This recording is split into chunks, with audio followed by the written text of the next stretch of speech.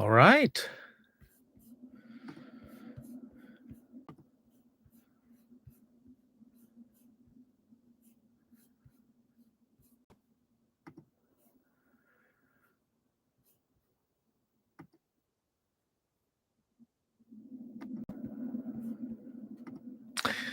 Okay, here I am.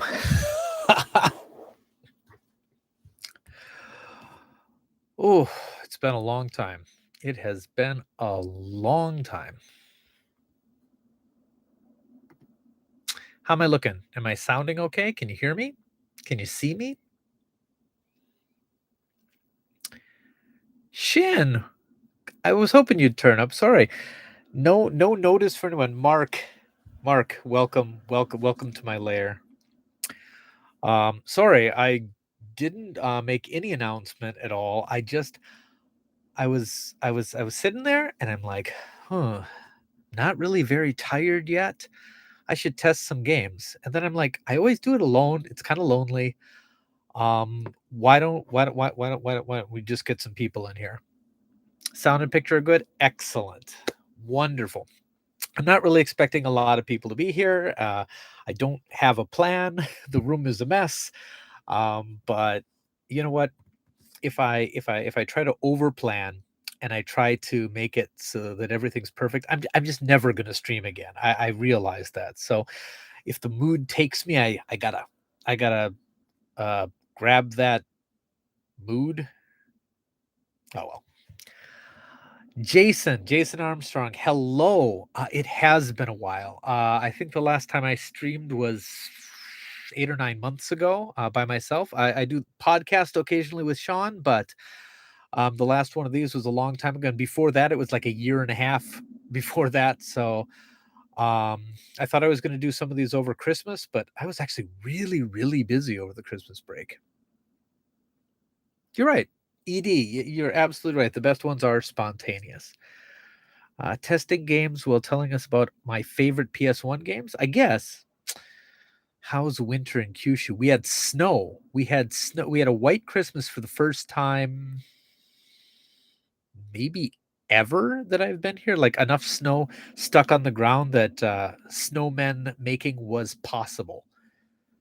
Did I eat KFC for Christmas like the rest of Japan? No, no. But I didn't get turkey either. They were totally sold out at Costco.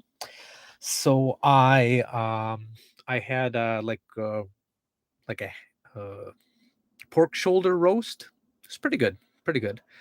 I did the spicing. My wife cooked it up. It was nice. Oh, Reluctant Hero is here. So I got a stack of games here.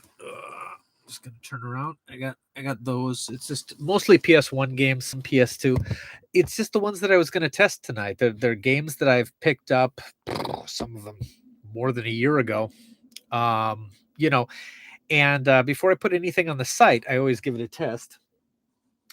Because you know sometimes they don't work, especially when I try to buy at low prices. So like, sometimes they don't work. And actually, maybe you guys can help me with something. I have probably four, five, maybe 600 games that are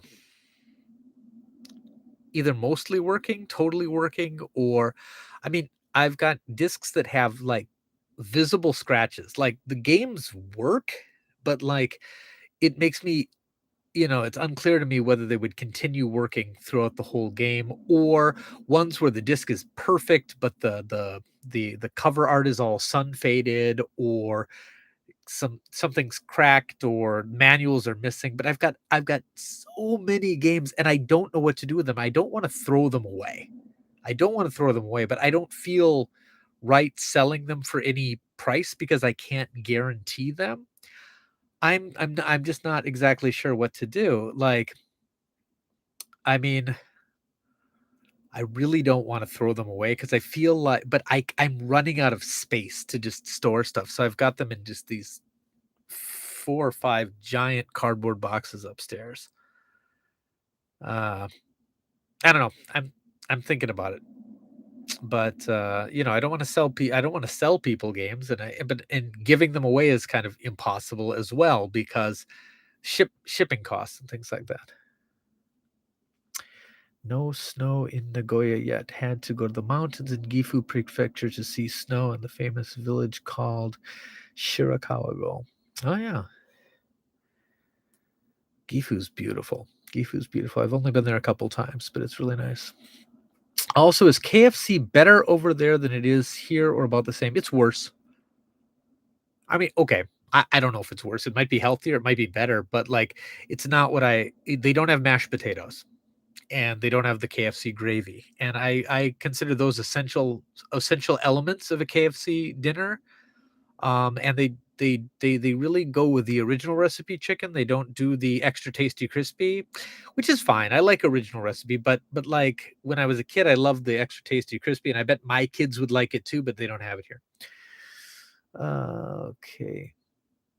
You can always sell the manuals and artwork. Yeah, I know I could sell the manuals. I could even sell the discs loose, but it's so much time to make new listings for every like incomplete version of a game. I don't know.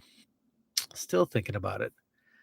I could try resurfacing them. Yeah, I suppose. I don't know. I've heard mixed things about how well resurfacers work. Yeah, I could sell in bulk, but again, photographing everything, listing everything.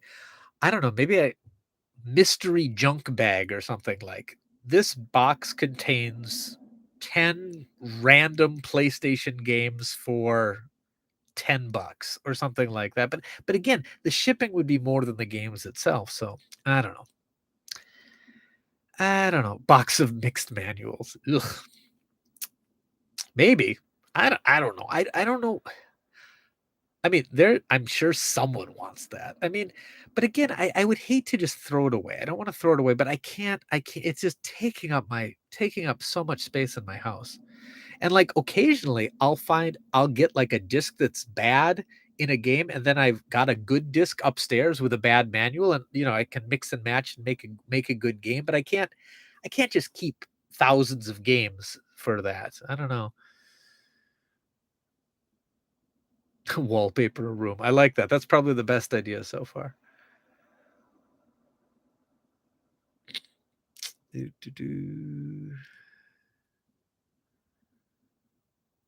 Pre-ordering a Christmas set is a pain. Yeah, yeah, yeah, yeah, yeah. Okay. You could do a Pokemon Premier Ball type thing. Yeah. Wrap presents. Yeah, I just don't know. I don't know. Like I feel like it's a crime to throw away a game.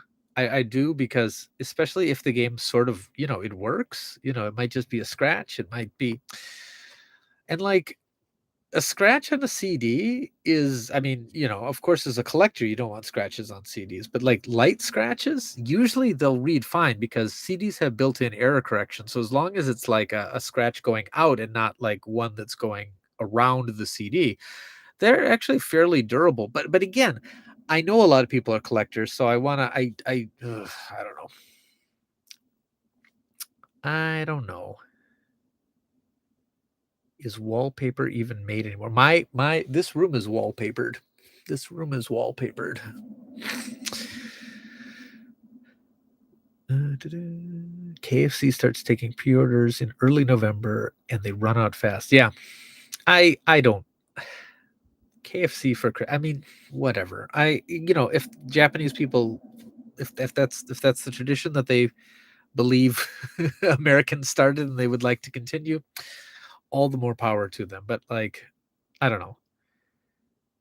That would be like me saying like, "Oh, it's New Year's in America. I should go to my Honda dealership." I don't know. I can't think of a big chain that's from Japan that's made it to the United States actually. Um, do, do, do. Still makes me wonder if KFC Japan puts crack in their chicken around Christmas. I mean, it was a campaign I think started in like I think it was either the late 70s or early 80s.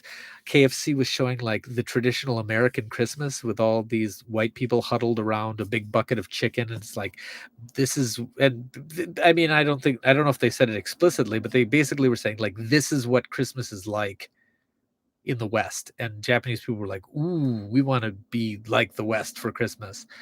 And I mean, I don't know. I'm sure people do eat at Kentucky Fried Chicken for Christmas sometimes right now, but it's probably out of desperation more than longing. So, yeah. Anyway, oh wow, got 6 people here. I was not really expecting much of anybody. But thank you. Thank you for joining. Welcome. Welcome, welcome. Yeah, I know I haven't done one of these in a long time. What time is it for everyone over there? Wherever you're coming in from. Do, do, do, do, do.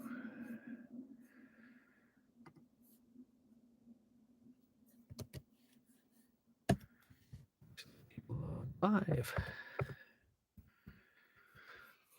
Whew. Did you guys just get notifications?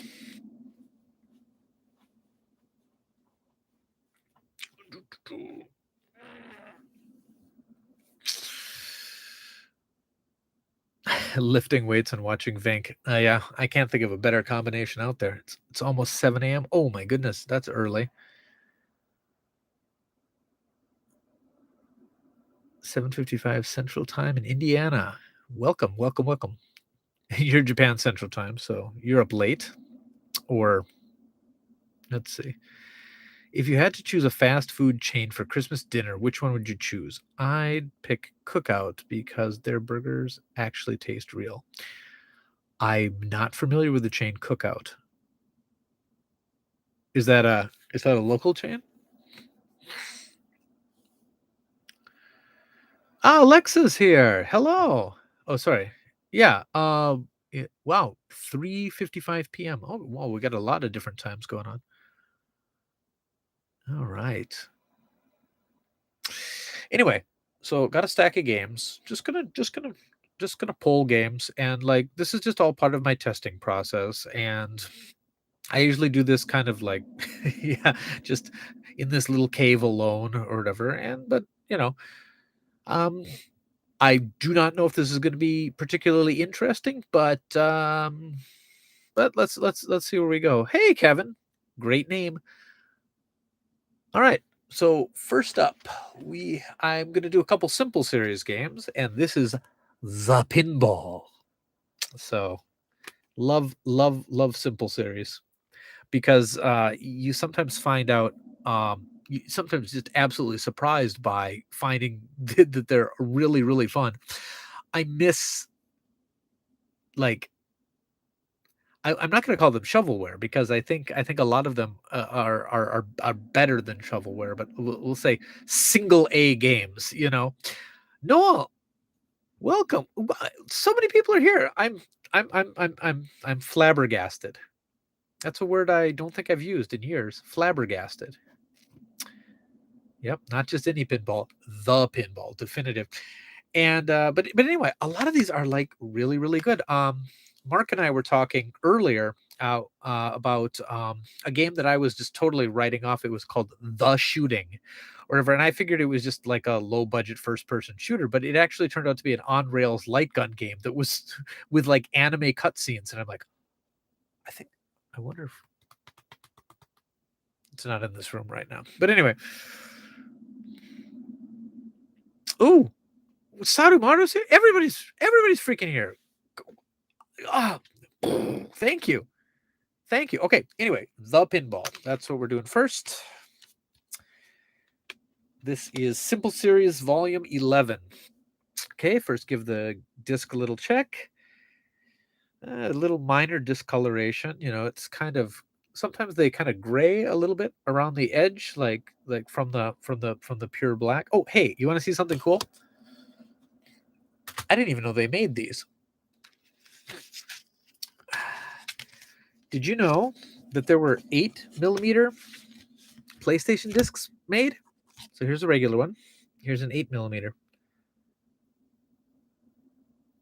Yeah, I'd never seen one before.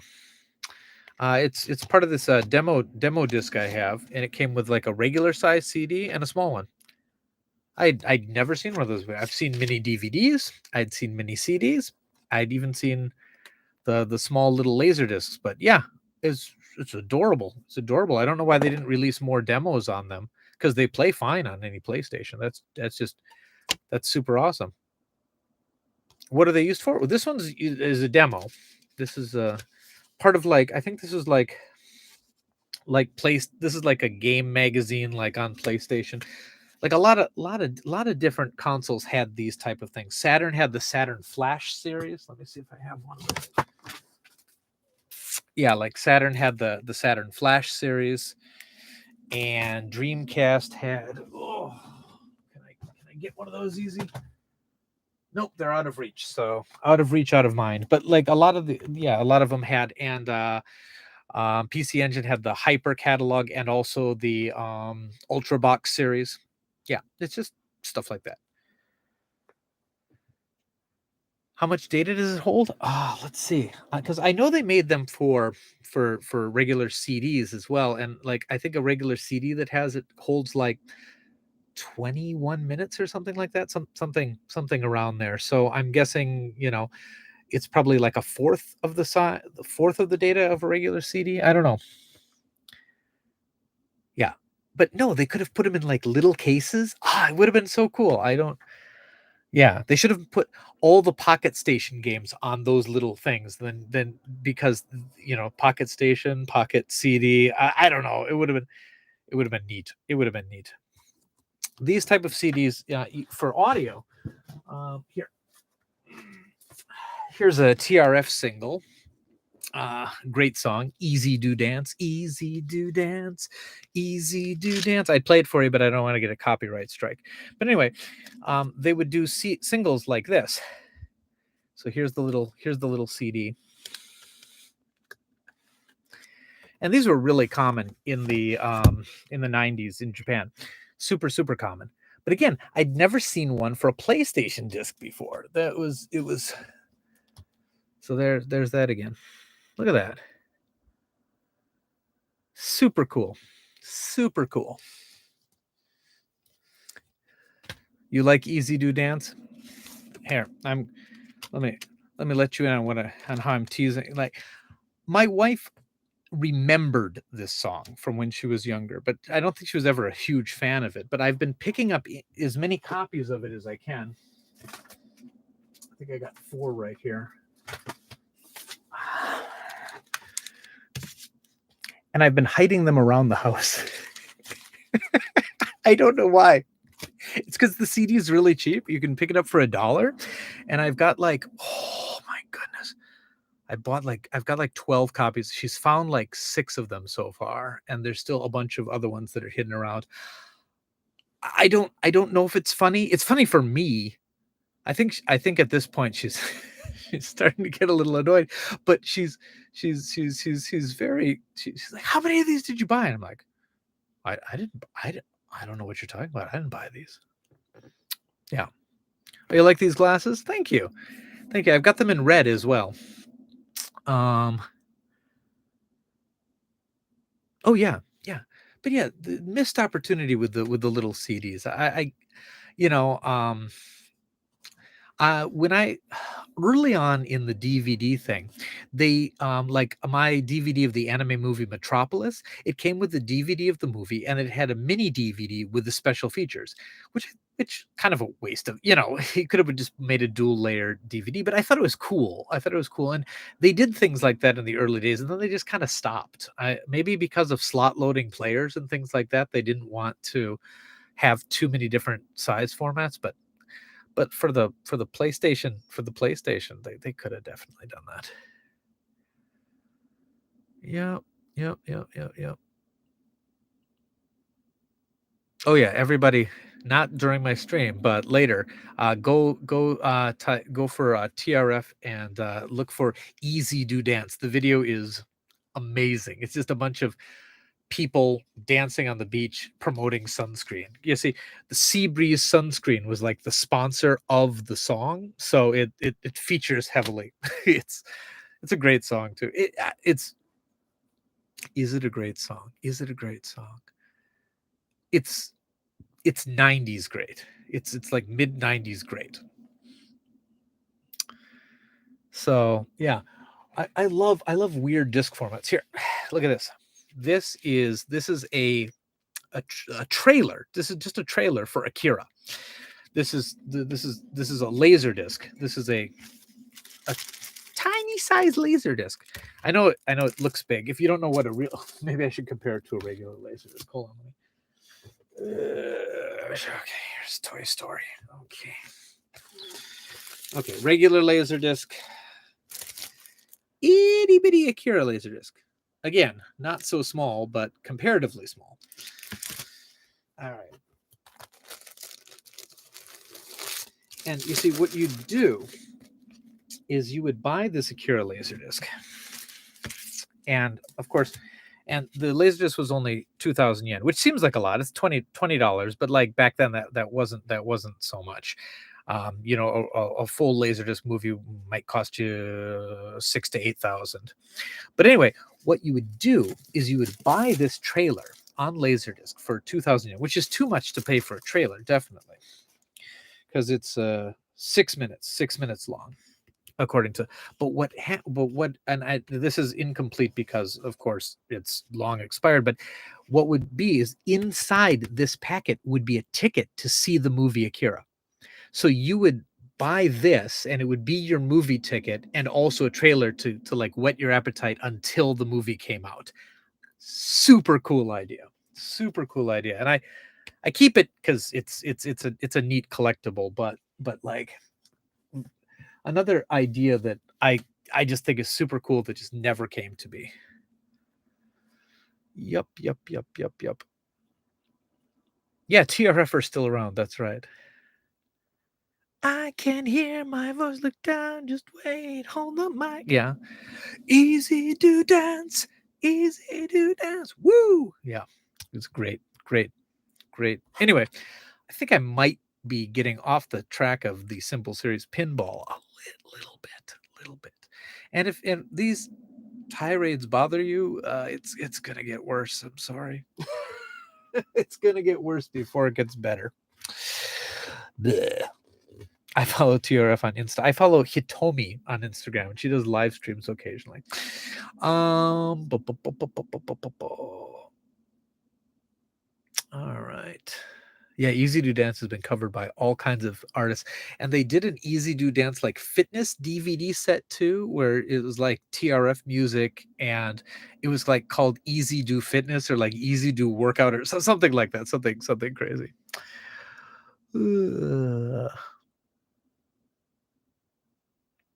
Anyway, okay, let's try the pinball. Now, what's interesting is sometimes the Simple Series games are actually just re-releases of games that came out at a full retail price. Sometimes, um, sometimes like some of the racing games were previously released, and it's more just a budget re-release, but they give it a generic branding. Um, Not sure why exactly, and I'm not sure if this one was released previously, and some of them, of course, were just made for the Simple Series. So now, for those new to my streams, I'm going to do the amazing technological feat of turning my computer towards my CRT. And I just realized I have the CRT here rather than the flat screen I usually use. So I'm hoping this is going to look okay. If it doesn't, you'll have to excuse me, and I'll go get the other TV. But let's see what we can do. Does that look okay? Oh my goodness, you're seeing the reflection of my screen. Okay, hold on. Let's see what we can do here.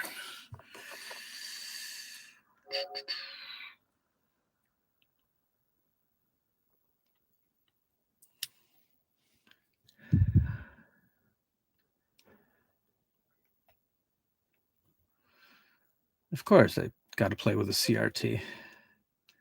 All right. Just zoom it right. No, I refuse.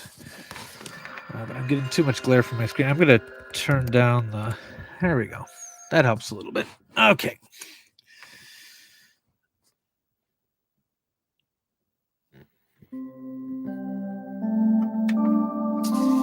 All right, the pinball. The impress me.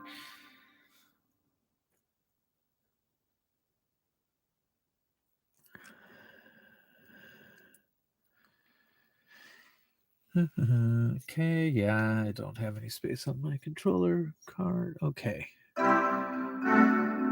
Okay, it looks like this is a simple original. The pinball.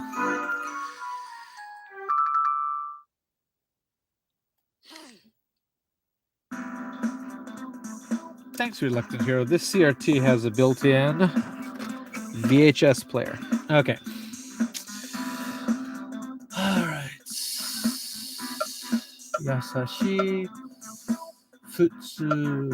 Yasashi. Okay, so we've got two different machines, and we've got like the hard version and the regular version of each. So let's try the first one. Speeda. Let's do easy speeder.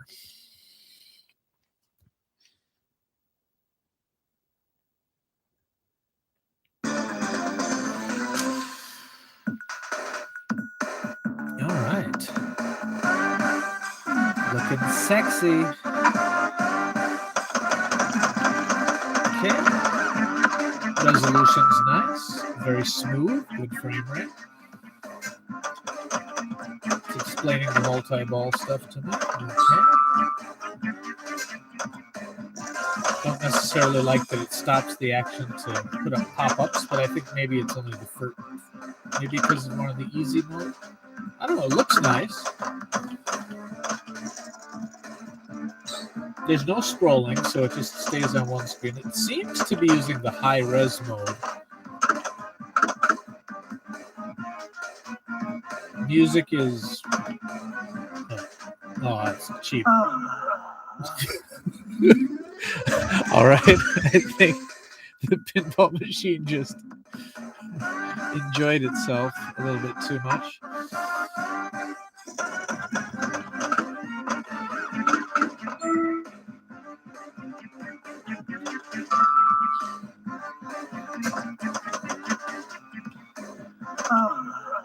Oh my goodness. Rated teen for moaning.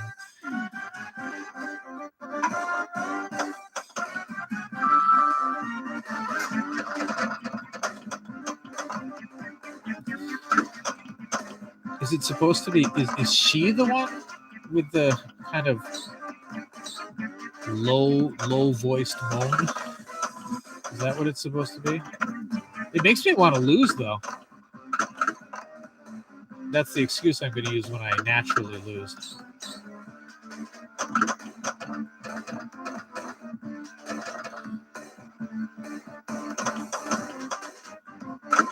All right. Well, okay. I'm going to let it fall through now, and...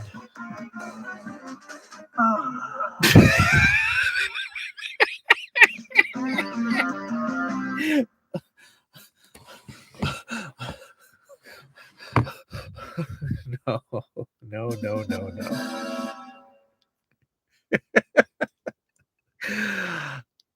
Wow. All right. Interesting. I'm going to try the other machine now. Hopefully it's a little more family appropriate. That was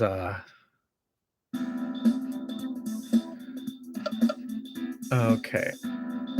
Oh no. The other one's called Exciting. Oh. Are we sure? Hold on. It's okay. I didn't put do I need to put like a youth restricted viewing label on this live stream? Okay. Yeah, I'm I mean, it works fine. I'm gonna put this on the site, probably, I don't know, $6, something like that. Okay, let's try the other machine.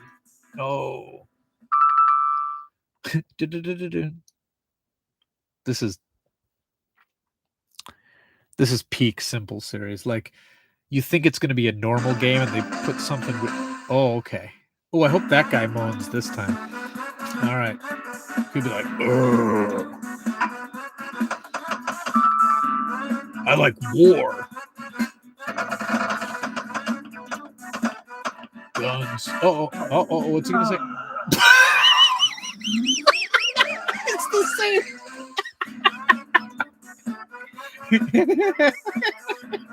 I don't know why I like this so much. Okay, I'm gonna do it again. This big burly guy's got the same bone as the other one. Oh man. I'm sure there's multi-ball and stuff, but this is incentivizing me to lose. All right, time to lose. Okay, everybody, here it comes. Ooh, bad choice of words. Here we go.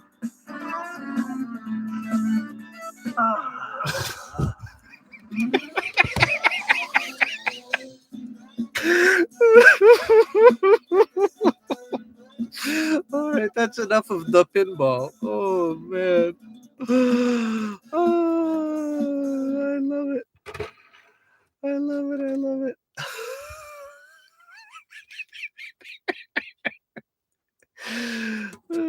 Hey, Scruffy, look at RGB. You just missed the moaning pinball machine. Or maybe you arrived at just the right time. All right, I'll put that one in the tested pile, which I'll make right here, I guess. Tested pile. All right.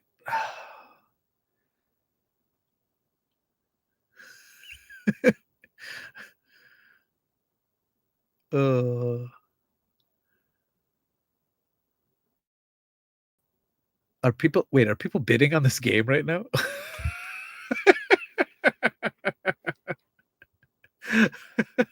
No.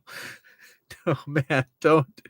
What did I list it for last time? Let me see. Oh, I didn't so extensively test it last time. I think I just saw that it was working. This is wonderful. Wonderful game. Tears. I have tears. See, what did I sell it for last time? I sold it for $6. I'll put it up for $6. So whoever grabs it when it goes up, that's what you can have it for. Okay.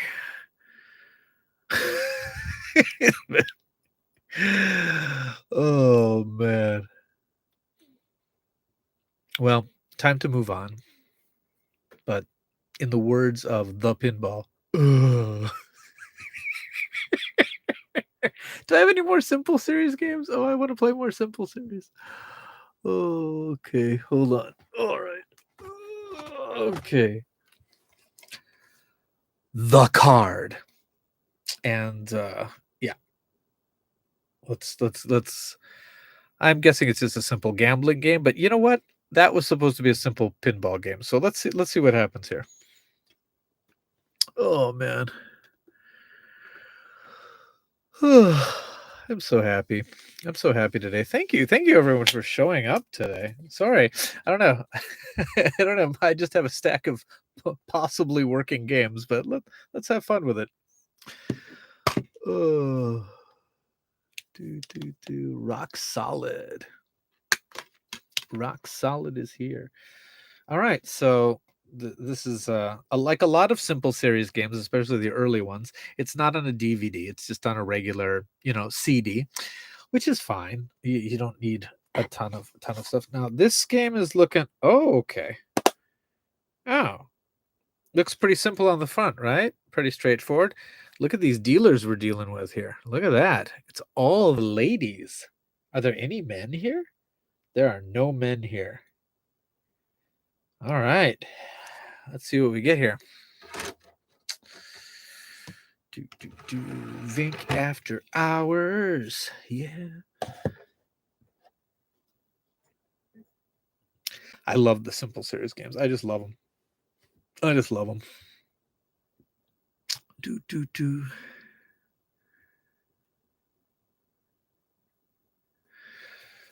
Yeah, Rock Solid is a rock solid guy. Everyone subscribe to Rock Solid. put your link up. Actually, there's so many cool people here. Sarumaru is the guy behind the absolutely fantastic, um, would we call it a fan release? Indie release? I mean, it's too professional to be an indie order of FX Unit Yuki, a PC Engine. Again, I think it's too professional to just be called a homebrew game. Let me show your whatever. And we've done it. We've played it a couple times on the stream before. I'm not super good at it, but it's super well put together, and it stands at the if it had been released at the time of the console out, I bet it would be regarded today as a classic. And I think there's still time for it to be regarded as a classic. So, yep. So anybody who's not following Sarumaru, that's on you.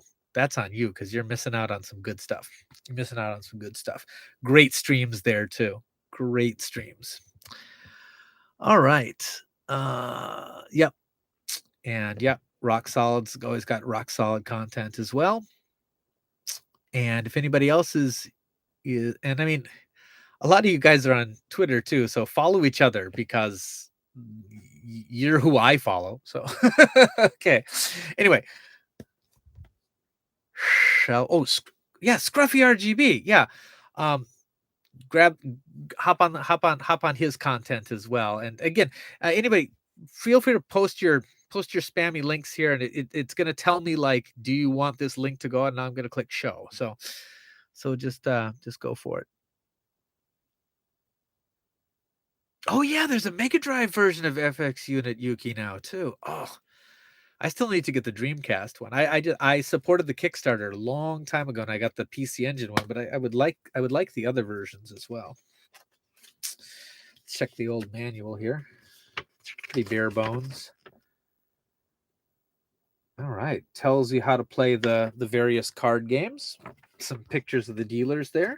Looks like this is a fairly extensive collection of card games. So let's see what we got.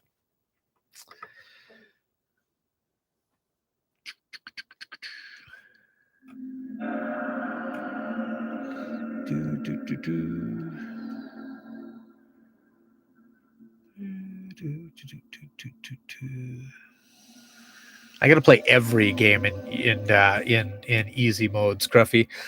Not just that one. Basically every game, including the pinball.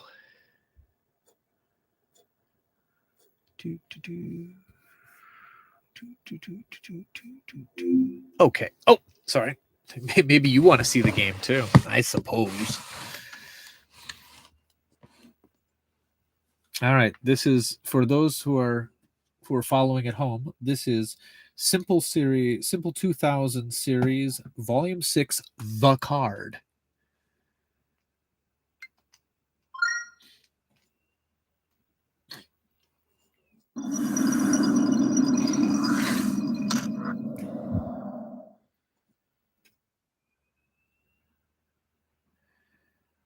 Now, Lodo, please wait.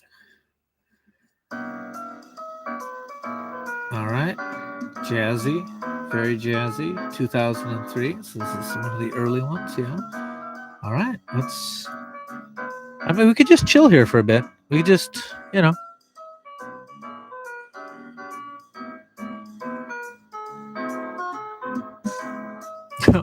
Oh yeah, Saru. Yeah,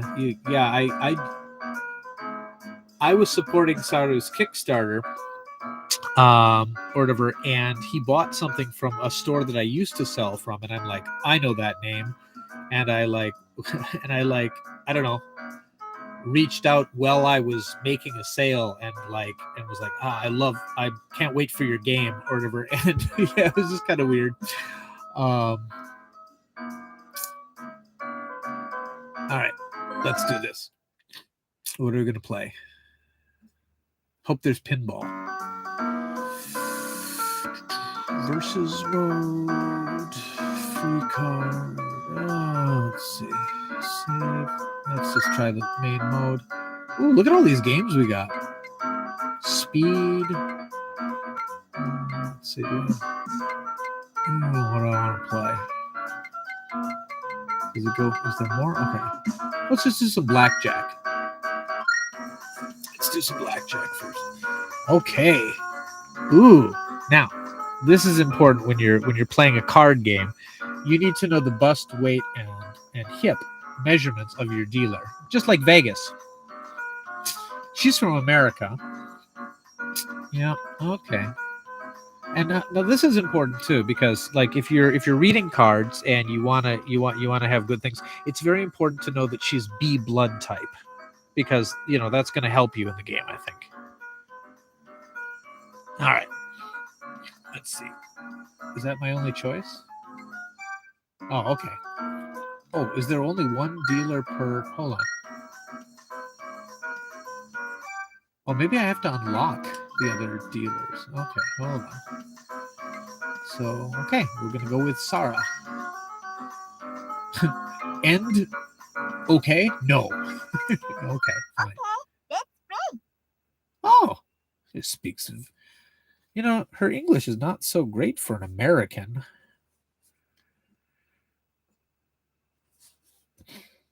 All right, let's see what we got here. Yeah, 楽しくやりましょう。 She speaks very good Japanese for an American, though. All right.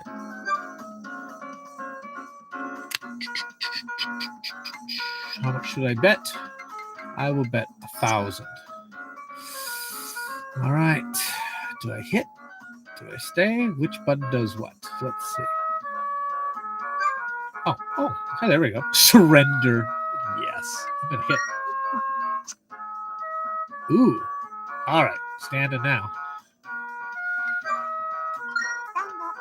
Stando. Hooray, I won. There's my victory music. Game end. Yes.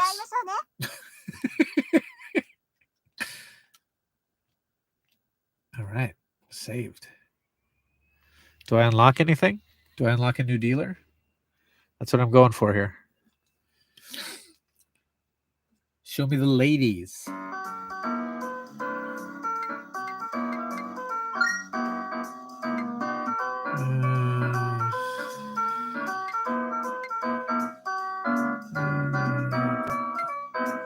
don't know all these games. Speed. Let's see.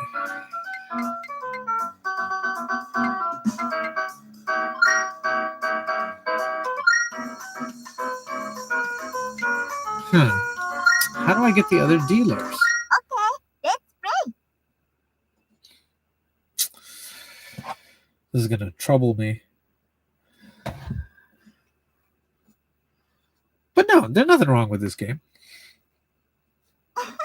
あまりいじめないでね。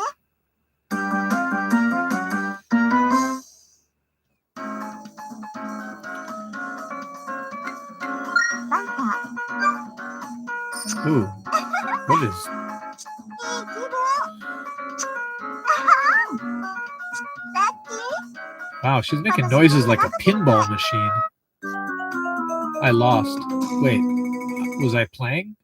I don't think I know this game. Game end, yes. Okay. Okay.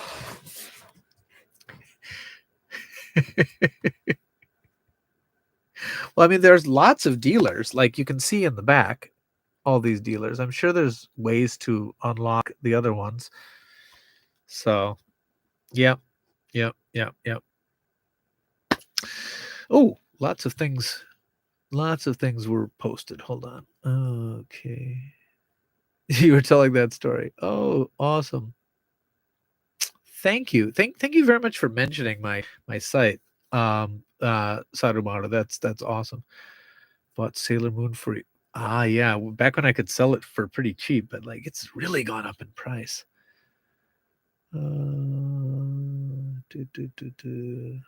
Why doesn't YouTube have pop-up channel previews for viewers in chat? That would be nice. Bought Pretty Sammy from Vink on Sega Saturn. Yep. Came with a mini CD of the theme song. Yeah. Do do do. Say the moon. Oh. Oh, I'm sorry. I'm just catching up in the chat.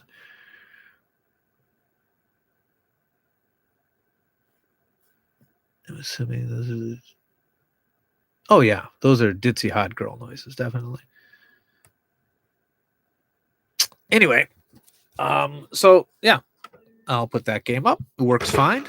A lot of card games. I don't know how exciting it is streaming a card game, so I'm gonna probably stop for now on that. But let's see. Do I already have a copy of that on the site?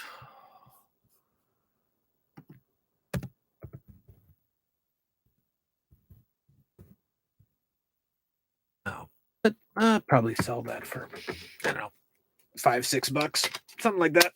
Okay, on to the tested pile.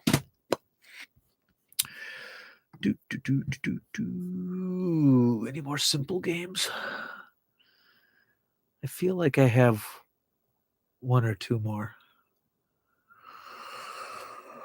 Oh, I had a bunch I was testing the other day. It was fun.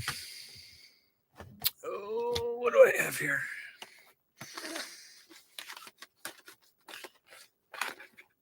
Beatmania. Star Gladiator. Oh, I like that one. Maybe save that one for later. Oh, speaking of Pretty Sammy, here's a Pretty Sammy game. Let's see. Tetris Plus. Oh, Tetris Plus is fun. I'm going to test a copy of Tetris Plus. Oof.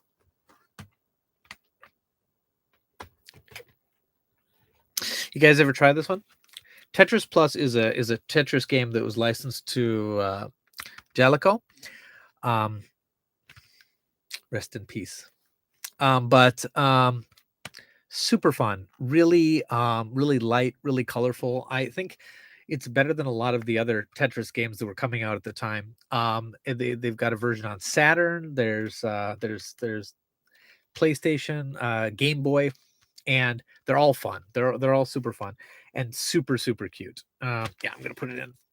Did this one get a US release? I don't know. I discovered it only a couple of years ago, but I have it for several systems. So here's what I was getting at. I mean, you can't really see too well, but like there's some very light scratches in here. And I don't think anything that would get in the way of a game, but like it always makes me go like, is it okay to sell? So I've got to test everything. I don't just do the visual thing. I test every game just in case, because sometimes they don't look scratched, but they don't work. You just never know. Yeah, Jalco lives on with City Connection, but they don't release a lot of the stuff that I don't know. Let's see. Vink is live. Just woke up. Hey, Poop Ninja. Welcome.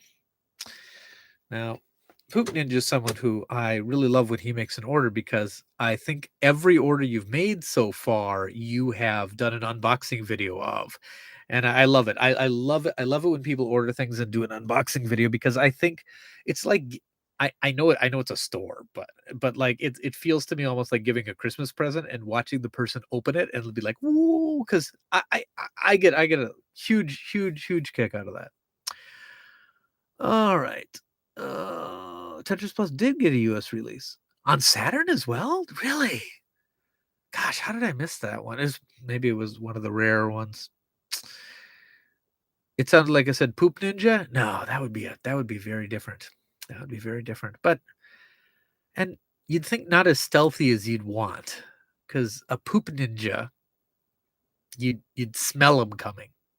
So it wouldn't be very effective. Anyway, Tetris Plus.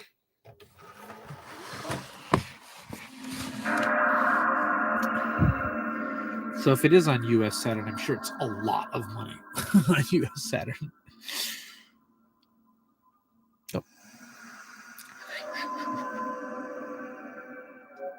All right.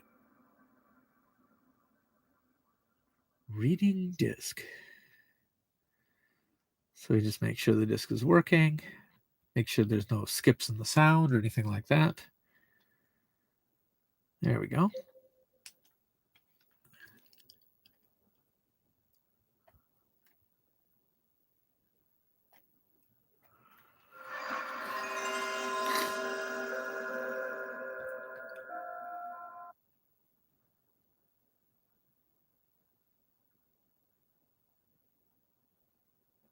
All right. Oh yeah, I love that. They use that on all their TV commercials too. Oh, it's so cute. This game is so cute. Oh yeah, I don't know. Okay. 1996, this one.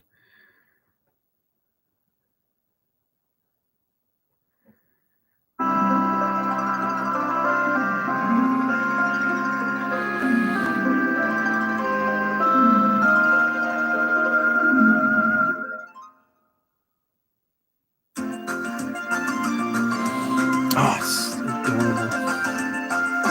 So there's a regular like Tetris mode, and then there's also a mode that's kind of like a rescue mode where you've got to like these characters are walking around your Tetris game, and you have to kind of like protect them. Let's see if I can play that one as well. Yeah, this is one. This one is in the arcade.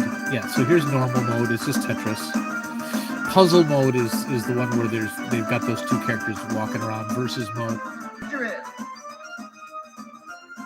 Yeah, this was an arcade game first.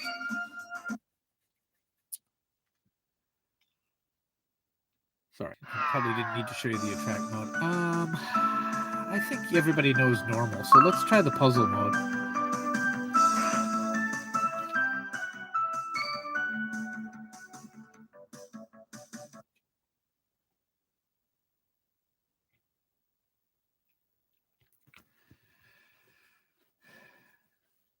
This just like hits the sweet spot for me with like the 90s aesthetic and everything. Okay.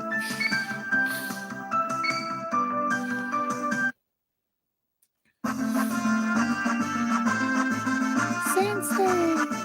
Put it up. Yeah, okay. Anyway. He finds this passage.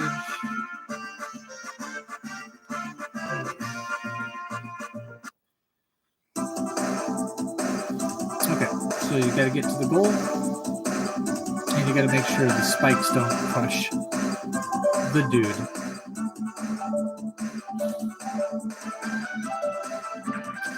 And they're gonna kind of move around by themselves. They'll move to different planes.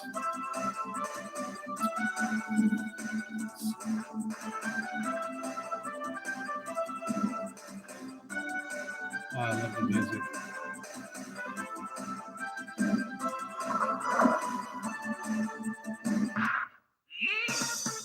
So just get to the ground. Basically, just get to the ground floor. But I mean, it gets harder, obviously. And if you play a versus mode, she'll be walking around on the other one. Just adorable. So that's.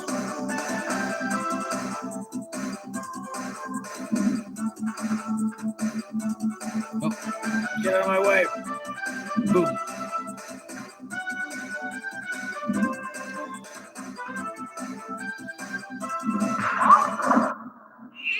Yeah. So.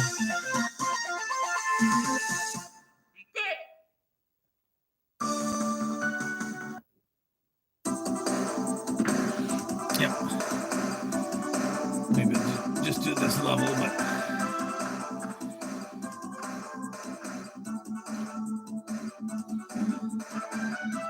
Fun game. I like the graphics. I like the music. I like the little animations when they climb up to another level.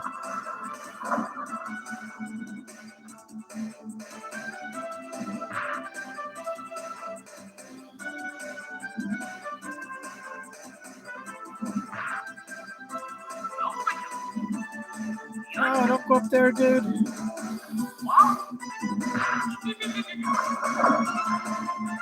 Ooh, that's not good. Okay.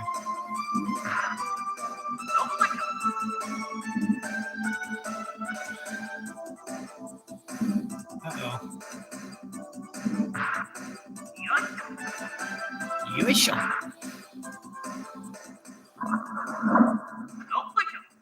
Dokoisho. These are just like sounds of effort.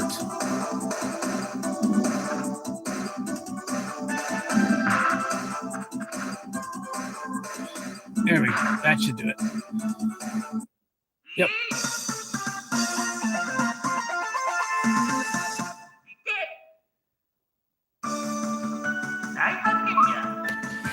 Oh, but yeah, Tetris Plus, love it, love it.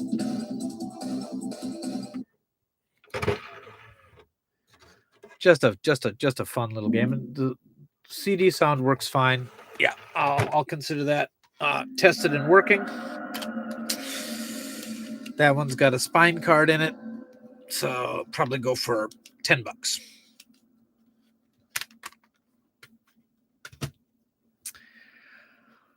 Oh, sorry. What comments did I miss?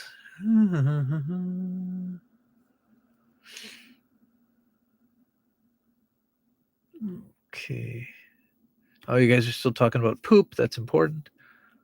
Watching this CRT makes me want to hook mine right back up. Oh, man, I feel bad because this is the last CRT I have that's working. So like when this thing dies, I don't know how I'm going to get another one.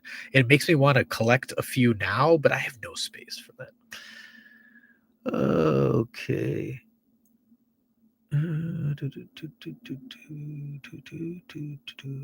Okay. Let's see. What else? What do I want to try? What do I want to try?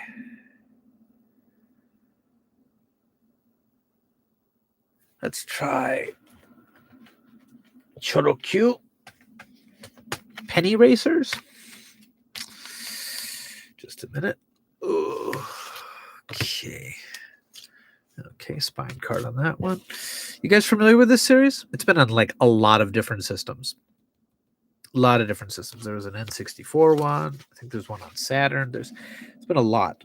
It's been a lot. It's based on a toy series that I think, came out in the States as penny racers. I could be wrong.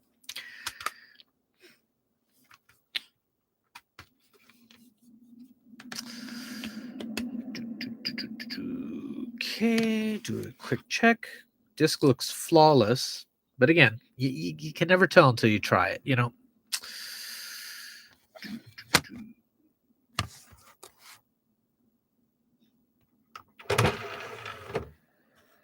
Yeah, up until fairly recently. I mean, there were Chorokyu games up to, I think the Wii was the last one. All right. So this one's a racer. I'm most familiar with the two that were on the N64.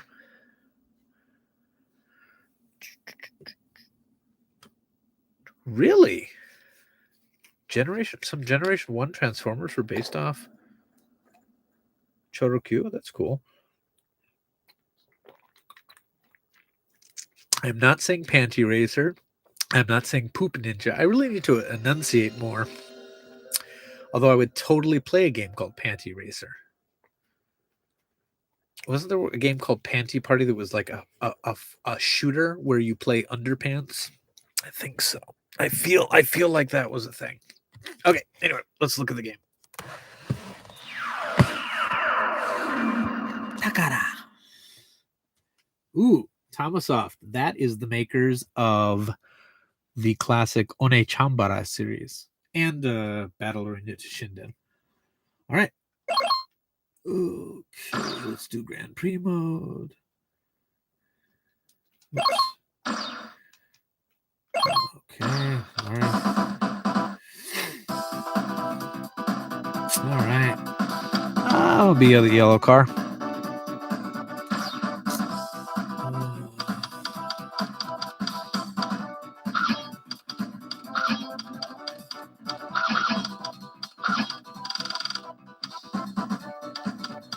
Here's a bit of trivia. If you ever buy a Famicom Disk System game for me that has a save slot, you'll find that one of the saves in the game is labeled Vink, because I always test to see if the game saves as well. So if you buy something from the shop, it's going to have a Vink save file there somewhere.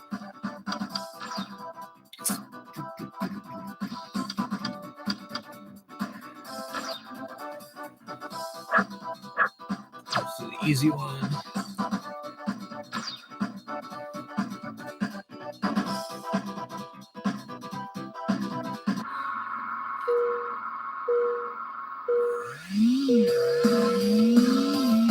Okay, it doesn't support analog, so it's a bit of an older game, so we gotta use.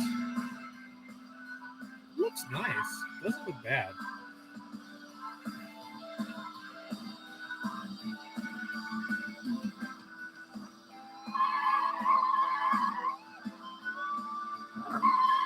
No other cars in this one? Whoa, whoa, whoa! Okay. All right. Steering is a little, yeah.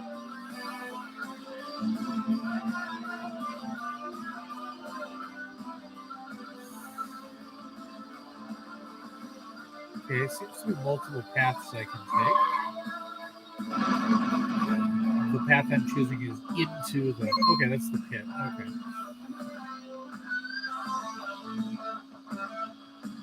I'm so bad at racing games. Unless they're like Mario Kart.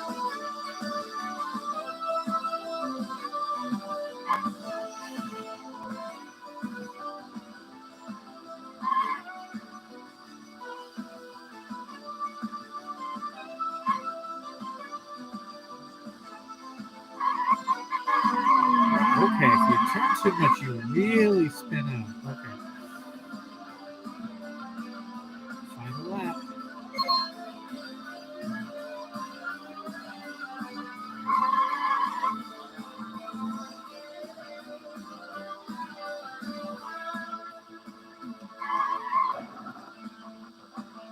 Yeah, it's very touchy turns. Which I'm going to blame the game for rather than blaming myself, which is probably what's most to blame. Looks nice though. Frame rate's pretty good. A little bit of pop in with the draw.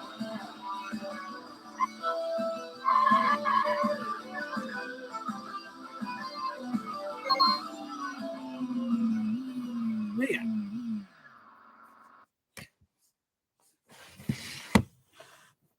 There we go.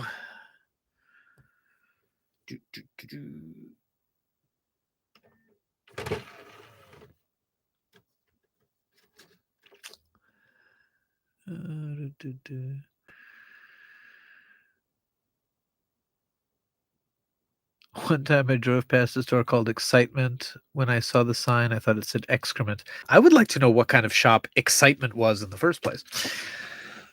I can. Oh, thank you, Rock Solid, for confirming that Famicom Disk System games have a Vink file. The Vink files. Ooh, wait, that's Doctor Who theme. That's not the X Files theme. X Files is da da da da da da. That's. I've been too much Doctor Who lately. I mean, if there is a such thing, I just picked up a whole bunch of the Blu-ray box sets.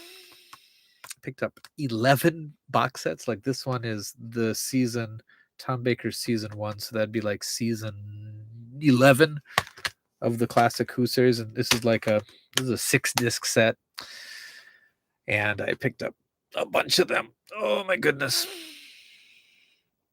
Love me some classic Doctor Who. Watched Ark in Space last night. Such a great story, but the aliens are definitely made of bubble wrap. And I mean, that's charming for me. I can deal with that, but like, I don't know how I can get someone who didn't grow up or can appreciate the camp of that. Like, my daughter's into Doctor Who right now. We're watching it. We're watching the new series. We watched Ninth Doctor. We're about halfway through 10th Doctor, and she's really enjoying it. But I tried to show her some classic Who, and she's like, "Ooh," and I'm like, I get it. I get it. It's hard. It's hard, especially if you don't have nostalgia for the whole thing. Okay, rock solid. I just have to say, I love you, Vink. I don't care who knows. Shh. It's a public forum, rock solid. But later, we'll talk later.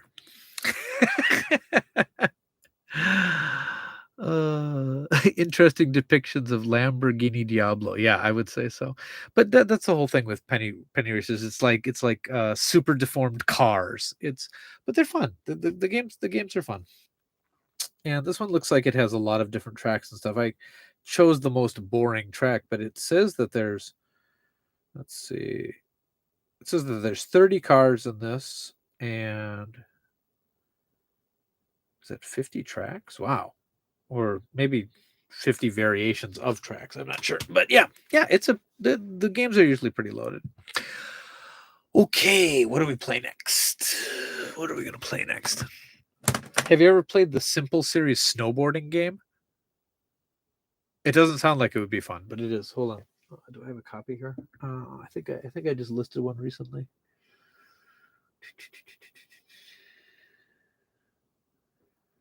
It's called The Snowboard. Oh, please let me have one, because I want to show it to you. Let's see. I might have one. I might have one in a box in the hallway. Just a second.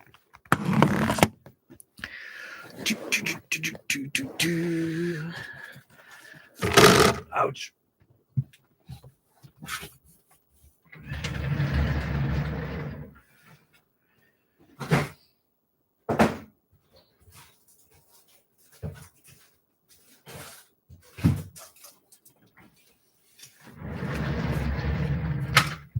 Yeah, I already tested it, but I'm gonna open it up so I can test it again. Oh, yeah. Here, let's look a little behind the magic. After I test a game and it's good, I take photographs of it and then I put it in a plastic sleeve. Whatever. It accomplishes two things. First of all, it gives something for you guys to open when you buy the game. So, ooh, what's in this clear plastic sleeve? I don't know, but I don't know. It gives it kind of a premium feel, but the second purpose is actually more important. It lets me know which games have been tested and listed. So like you can see right here, these games are in plastic. That means they've been tested, they've been photographed, they're on the shop. These games are not in plastic, which means they're either, they're doubles that are waiting to be tested and listed. So it's easy for me to tell. So same with the Saturn games, like this stack here, untested, these tested and listed. Yep, that's my organizational plan. Makes it easier for me. Anyway, this is The Snowboard. Now you look at the cover and it looks kind of boring at first, and then you're like, wait a minute, what's that? That is the woman from the game The Daibijin, which is like the giant woman game, and she's in a lot of Simple Series games, almost a mascot character for a while. And yeah, because of course you're gonna snowboard in your bikini, obviously. Let's play it. Why not? Let me open it up. Kind of a waste of it. The pro wrestling game for Simple Series is surprisingly good. It looks terrible. It says on the cover, it says a generic wrestler and like black background, but like it's surprisingly good. I haven't played the second one yet. I'm looking for a copy for Mark right now, actually, because he bought the first one. All right, The Snowboard. Okay, yeah, just look. I mean, I've already tested this one. I know it works, but let's do it again. Okay.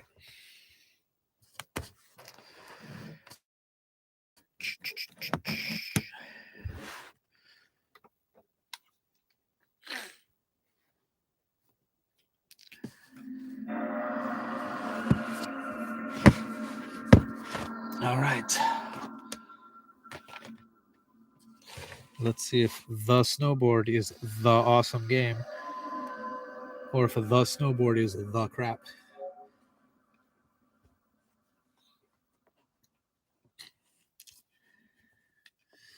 I'm going to play the bikini girl. If I don't have to unlock her.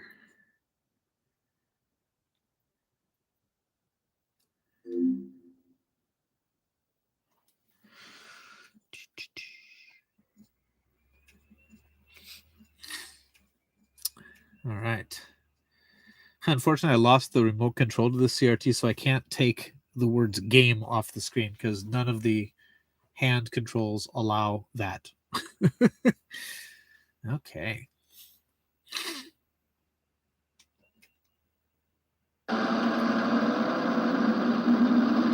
Oh, yeah.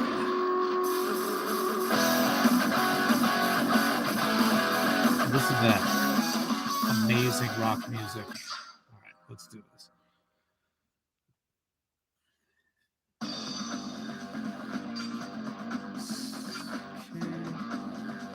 Speedo, trick, okay, speed mode, trick mode, half pipe, crush, ranking option. Okay, I guess speed.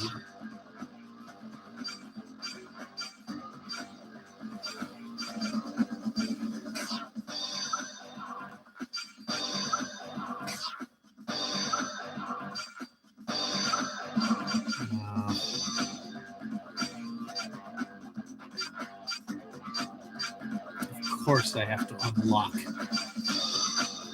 Bikini Girl.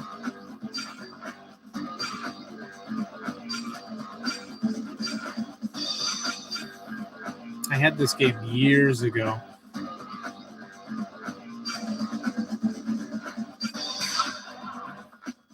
Fine. I'll use a clothed snowboarder. Like a chump.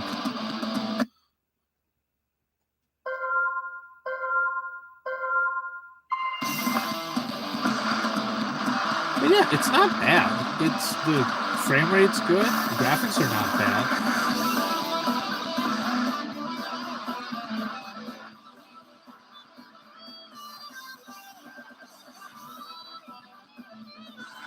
I'm bad, but that's not the game's fault.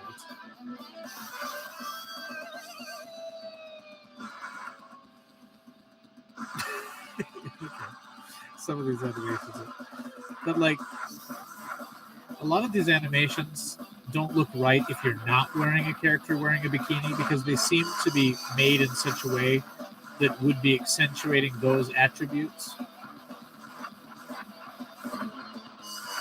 So I'm not really playing this the right way at this time.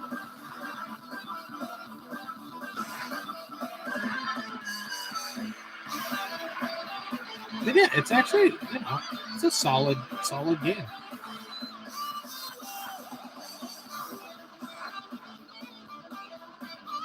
I don't know how to do any tricks.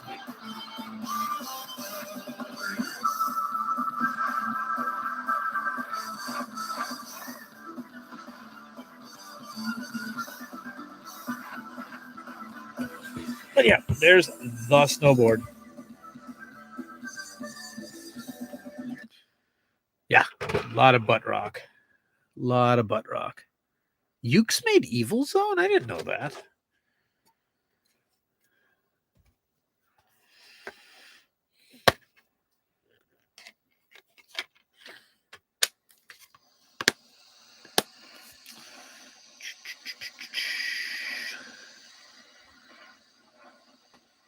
That's right, Riho Futaba.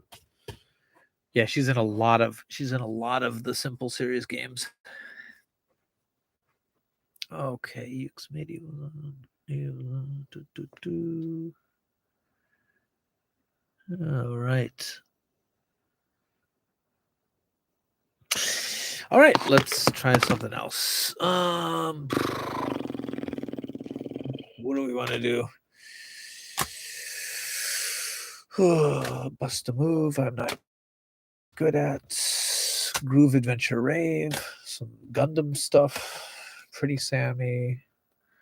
Oh, let's do a wrestling game. Oh.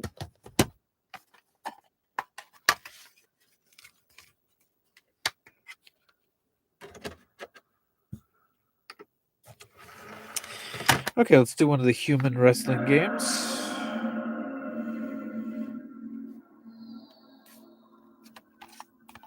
Here we go. Is this the first? I think this is the first one in this series.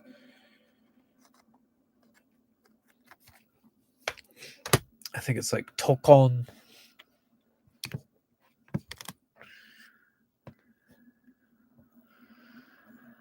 All right.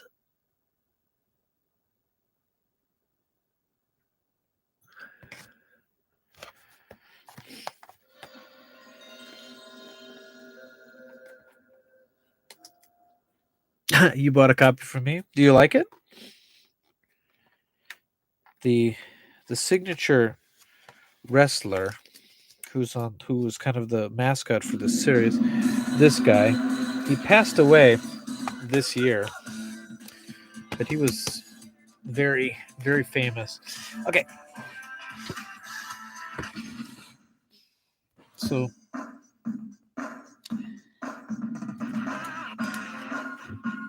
Human, of course, is classic in the world of wrestling games. All right. What do we want to do?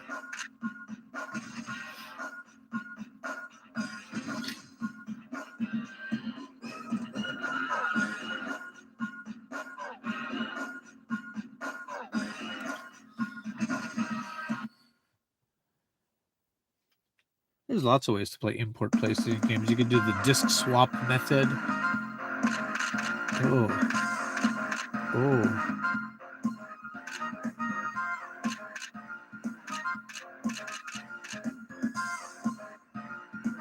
Who do I want to be? That guy looks great.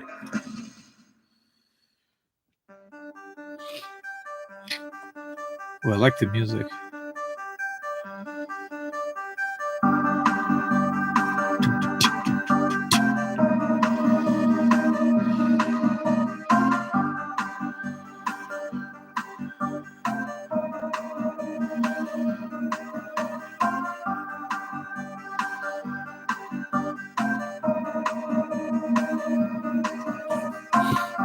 I'm unsarcastically dig this music.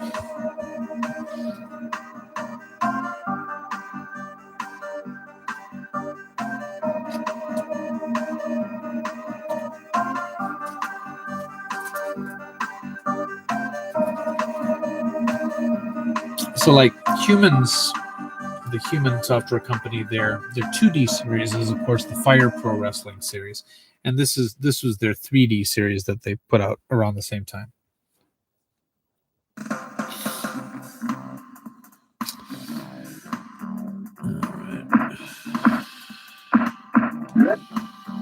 Yeah, let's just do it.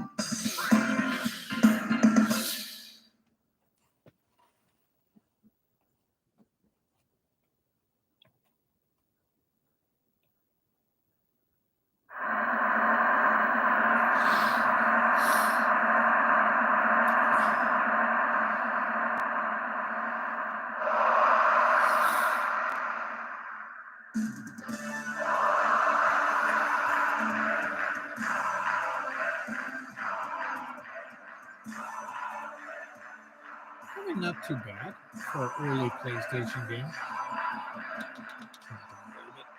Kids are sleeping.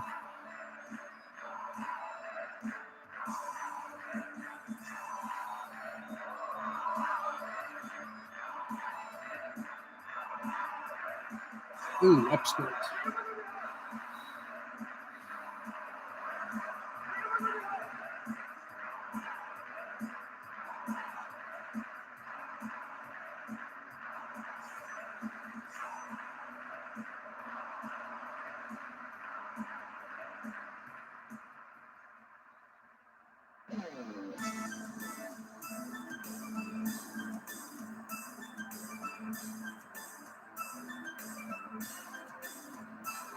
Okay, I'm gonna skip that, but 特別試合シングルマッチ30分一本勝負を行います。 but yeah, some love and care definitely went into な this. おコーナー240ポンド長谷博士 I'm not. Oh wow, someone threw a streamer from the crowd. That's a neat little touch. 赤コーナ In the red ー corner, 265ポンド泉田潤 okay. レフェリー和田恭平 Crowd participation. That's fun.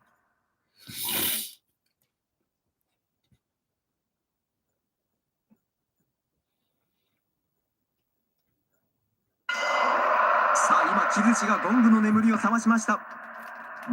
さてジャイアント馬場さん、まず両雄の表情をご覧になっていただきたいんですけど、いかがでしょうか。まあ表情ってもうね、試合始まってま Well, す that's a し、なん nice とも言えないです commentary. I ね。 mean, it's obviously in Japanese, but チョップです。 oh, did I mention I'm terrible at wrestling games? Although I used to like playing virtual pro wrestling on the N64.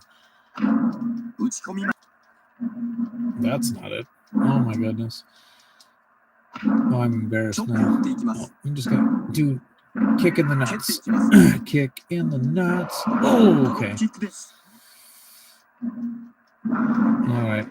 It looked more successful the first time. Kick in the nuts. Just キックを keep 打っていきます。 kicking him in the nuts. 馬場さん、長谷選手なんですが、二足のわらじってことになるんですが、そのあたりいかがでしょうか。いや、二足のわらじってことはね、感じさせないですよ。コンディションを持ってくるのが Kick in the 上手な butt. 選手 Kick です in か the らね。 butt. そうですか。 Kicking him in the butt.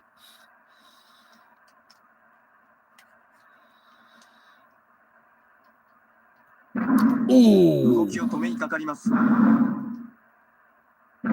蹴りを見舞います。 kicking him in the nuts. ビデオフォーレッグロックの足音持ちです。ロープに逃れます。 More 打ってい kicking. きます。足に照準を絞るのでしょうか。蹴っていきます。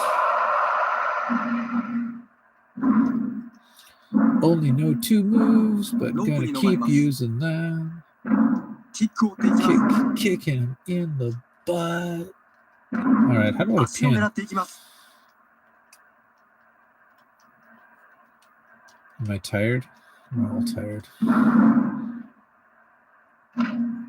汗がミストとなります。張っていきます。ヘッドバットです。 Headbutt this. It's a headbutt. Okay. Okay, I'm done. I'm done sucking at a wrestling game. But yeah. バットを倒していきます。 Ugh. 長期戦を睨んでの攻めです。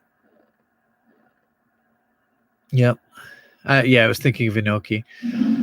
打ち込みます。 But anyway, no, it's. I mean, 首から落とします。 again, I suck at these games, but I like you. I gotta kind of. I appreciate them for you know the value that they are, and they put a lot of care into these. Again, I'm more of a fan of like Fire Pro Wrestling. I like the 2D ones better than the 3D, but I mean this is a good series, and it has a lot of fans. Gonna sell that one for like, let's see, case is in pretty good condition, no spine card. I don't know, probably $5. All right. Hey everyone. Oh, what time is it? It's about 1 o'clock here. I think I'll go for a little bit more. I'm enjoying myself here. I hope it's interesting for you. Let's see. What do I want to try?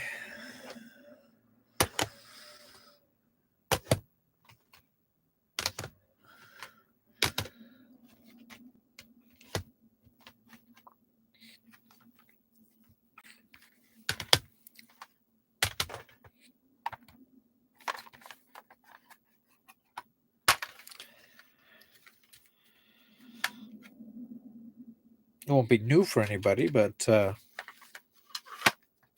about a little Star Gladiator? Yeah?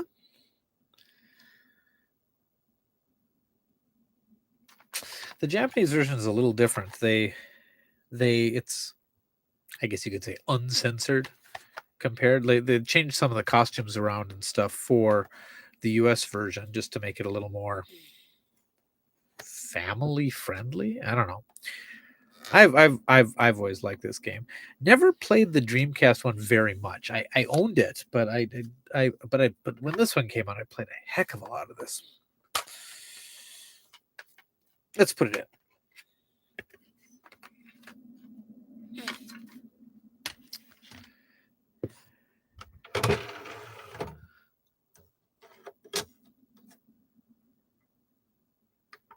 Yeah, I should play the Dreamcast more. I don't know if I have a copy right now.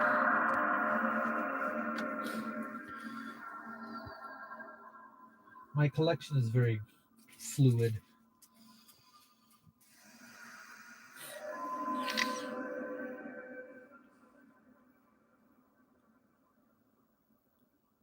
Yeah, they should definitely bring back the Rival Schools series. Oh, I would kill for another Rival Schools game.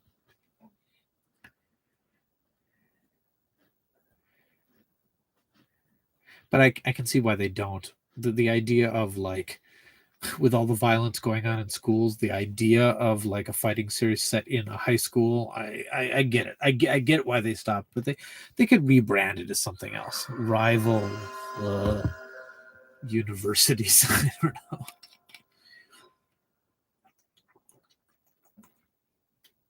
I think that's why they called the Dreamcast one Project Justice.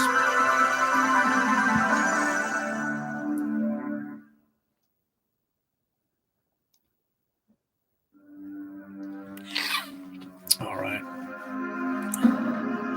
Let's watch this cutscene. I remember being very impressed by this cutscene when it came out. It's probably not going to be as impressive now.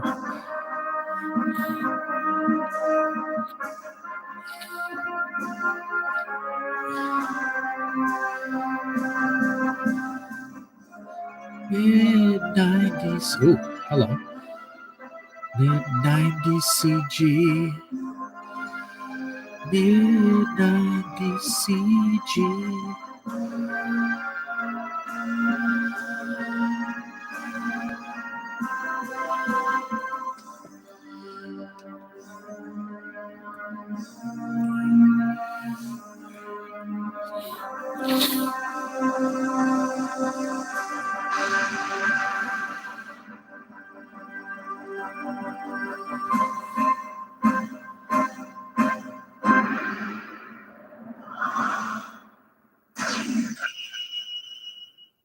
Star Gladiator. Yes.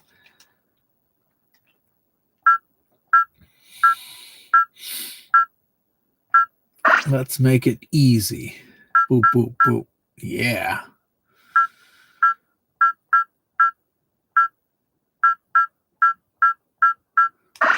There we go.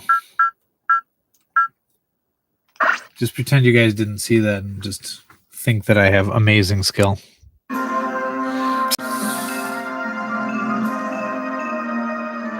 nice teeth, buddy. Ooh. I mean, part of me definitely wants to be a dinosaur. But I'm always going to be hot girl or just girl. Ready, fight. Oh, yeah.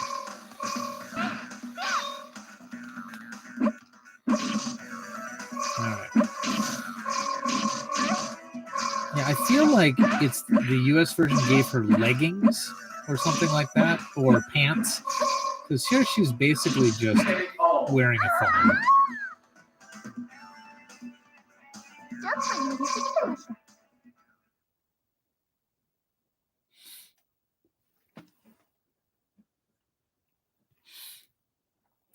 Time to beat up a hamster.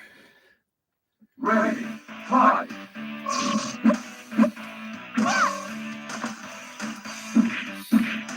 Oh. Yeah, that's not Chewbacca. Definitely not. There's absolutely no copyright infringement going on here at all. Zero.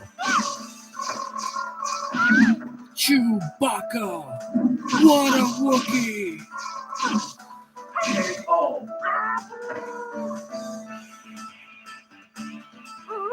上出来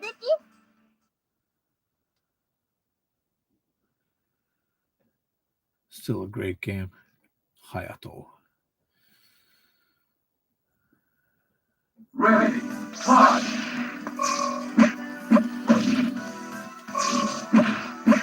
Yeah, there's a lot of butt going on in this game.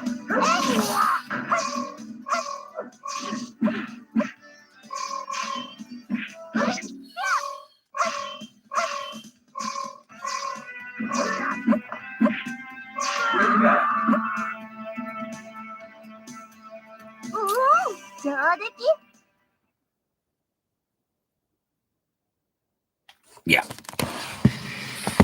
But anyway, Star Gladiator. A legally distinct Chewie. Chinchilla, the Wookiee monster. Fluke Starbucker. Yeah, this game was really good because it's a fairly, I believe it's a fairly early PlayStation game. Let's see, 96. Not that early, but you know, probably one of the earlier Capcom games for it. Yeah, it's fun. Not a lot of characters. I think that's one of the drawbacks of it is there's not a lot of characters. But yeah, it looks good. It looks good, and it plays well. Pretty good music. Do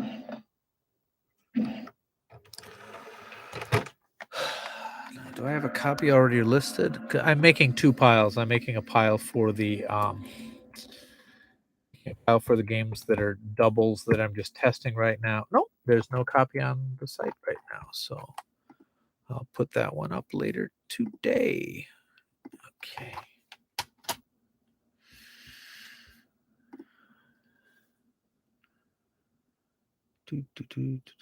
It's not wise to upset a Wookiee. That is true.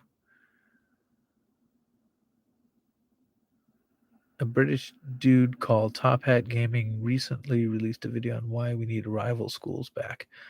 Yeah. I feel like it's they would need to brand it in a way that removes the school setting, but then but like I would like a collection of the rival schools games that don't take out the stuff. So like with the PlayStation version, when it came to the US, they took out the dating sim, the like dating sim elements of it, and when they ported Project Justice as the Dreamcast, when they took out the board game. So like all of those they had create a character stuff that had these really intricate story modes connected to them, but when they released them in the States, they just basically ported the arcade version and took out the other stuff, and that's sad. That's sad. So I would just love a collection that restores that stuff that that just finally translates it. I get it. In the 90s, they didn't want to. People were not up to like visual novels and things like that. But like now, you know, we've got all that kind of stuff. So we should just let's just do it.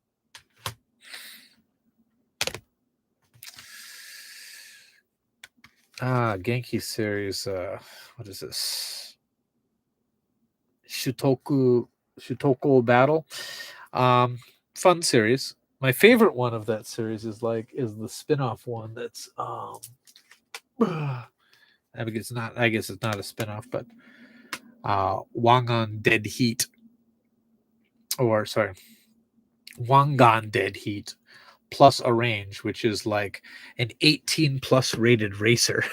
It's very, very interesting because it's got all the because you have like you there's like cut scenes with bikini models and things like that. You choose like a co-pilot racer in the game, and it's really cheesy. It's really like the manual isn't even pretending that it's like, but it's actually a really like it's using the same engine as these games. You know, they're obviously trying to get the cheesecake factor there. It's funny because it's so over the top, but like this particular version of it includes a second CD that's like a video CD. I think it works with the Sega Saturn VCD card, but it also works without it. But this disc is just it's just a gallery of like videos and stuff. The game is unapologetic in what it is. Let's see.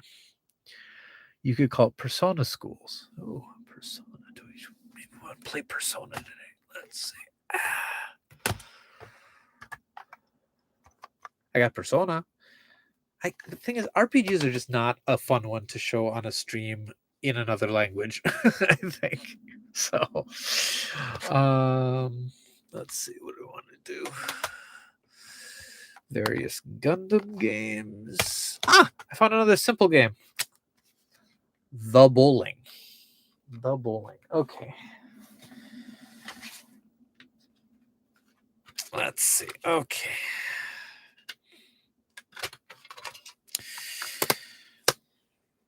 Now you'll notice that the bowling has a cracked case. Both sides are cracked. We got a crack here and a crack there. Now, if the game actually works, I'll recase it. I have tons of extra cases, and I'll put a new case on it. Woof! This is in bad condition. This is really, really scratched. Again, you probably can't. Yeah, can you see the condition of the disc?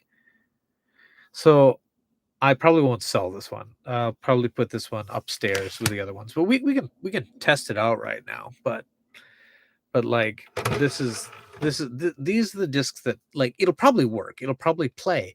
But I don't know what to do with these, you know. All right.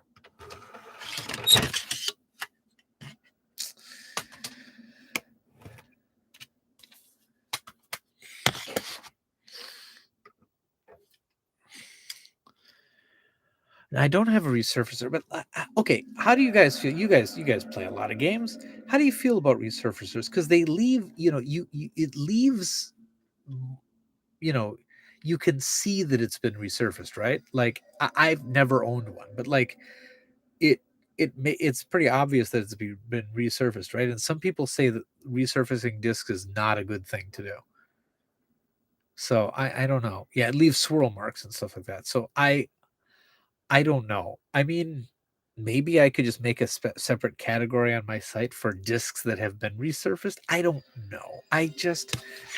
But the games are piling up. Again, as I said, I've got like 400, 500, 600 games that are like in this kind of limbo right now, and I don't know what to do. I don't know what to do with it.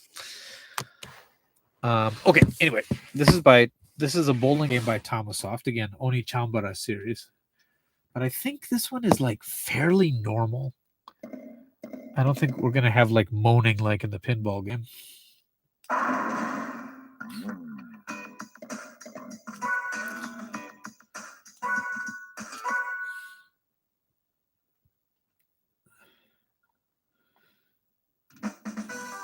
But again, it works fine. There's no problem. There's no problem at all with the disc. So yeah, I just don't know what to do with these games. Oh, yikes. Okay.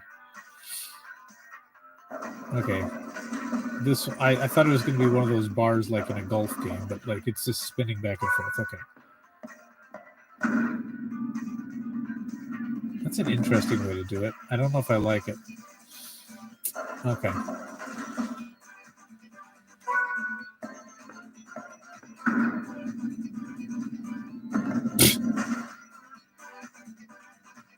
Oh, no, I don't think I like it. It's way too fast. Okay, there we go. Timing. Okay.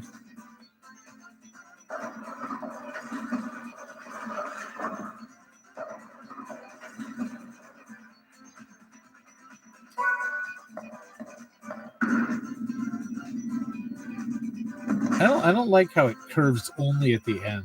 It gives me hope and then dashes it.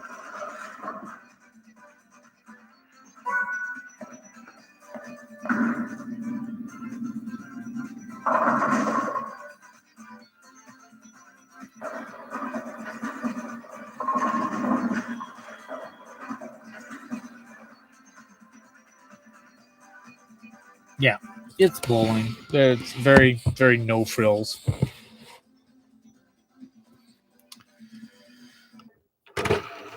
I would buy a mystery box of ugly scratched games. Maybe that's what I should do. Just call it, yeah, ugly game grab bag or something like that. I don't know. Yeah, maybe that's what I'll do.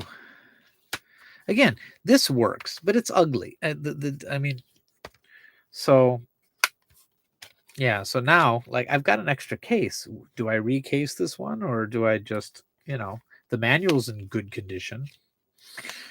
The inserts are fine, but the disc is ugly, and it works fine.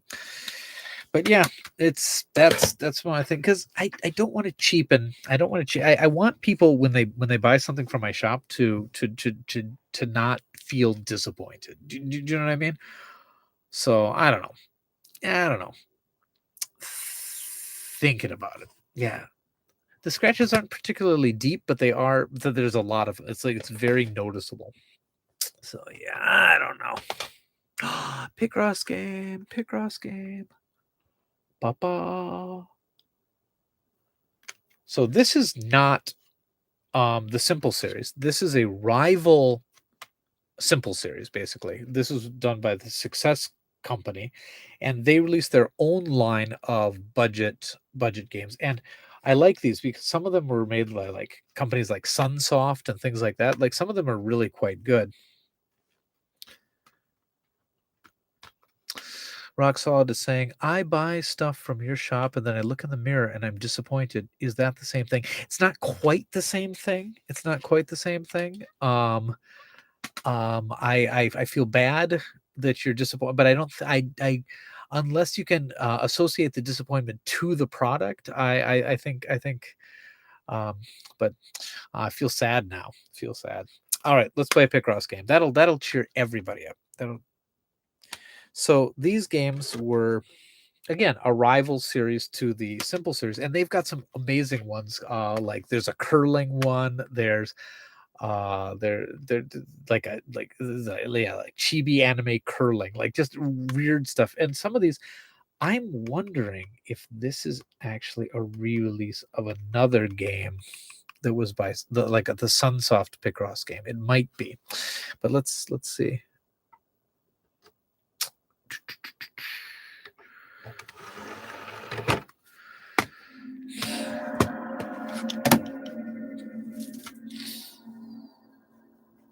I need to get rid of some of these games. I just do. I've got so many games here that they've moved into other rooms of the house, and like my wife tolerates a lot, but it's starting to get to the point. Oh, do you like my little bank?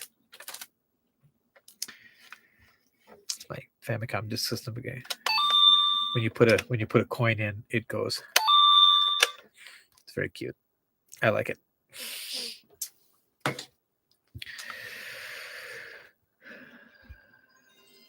Yeah, that's right. They did this the simple 1500 series. Yeah, put in some shooters and things like that. Strikers 1945 is one of them. Cotton is another one that they were released through this series that are worth so much right now.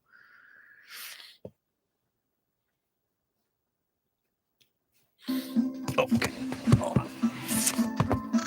Oh, I love Picross games. I'm not gonna even bad Picross games. I love. No, this isn't the Sunsoft one. Okay. Sorry. Picross is probably the most boring game in the world to stream, but I want to do one. You guys play Picross?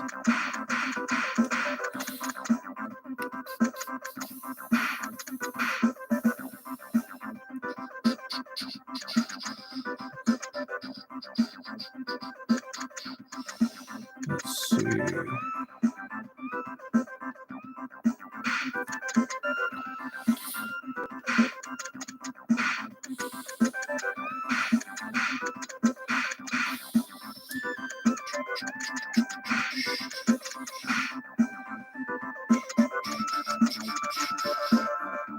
Love me some Picross.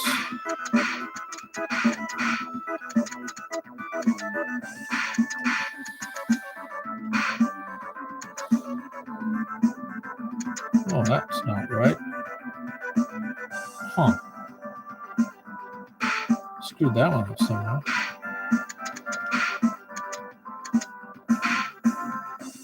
No.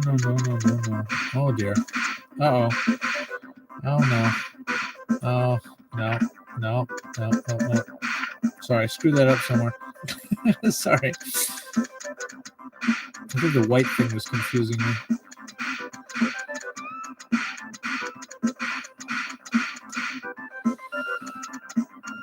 Okay.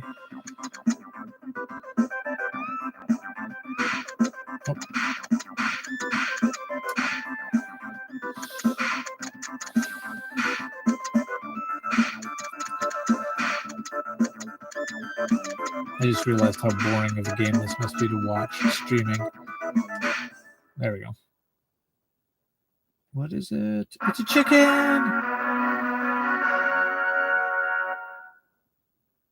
And a guy.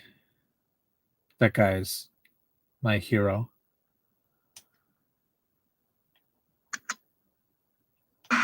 Sure, I'll save to my memory card. Oh, it's full? Okay, whatever.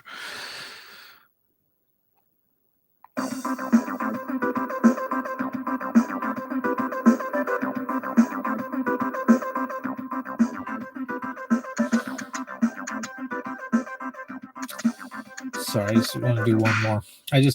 I'm big Picross nerd. I'm not super great at it. I'm not super fast at it, but just love it.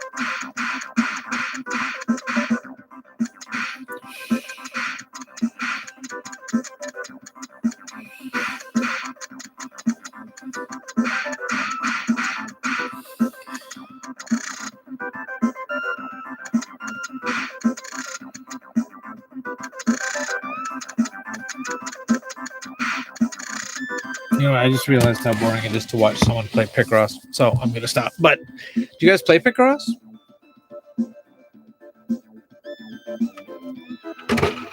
If you don't, you should learn the rules. It's super fun. Start with like an easy Picross game, like actually, if you want to just learn how to play Picross, if you've got a Switch, there's demos of several Picross games you can just download. But I really like the Mario's Picross series. It's not too hard, and there's also like some interesting modes with the Wario Picross levels that you unlock later. Super fun.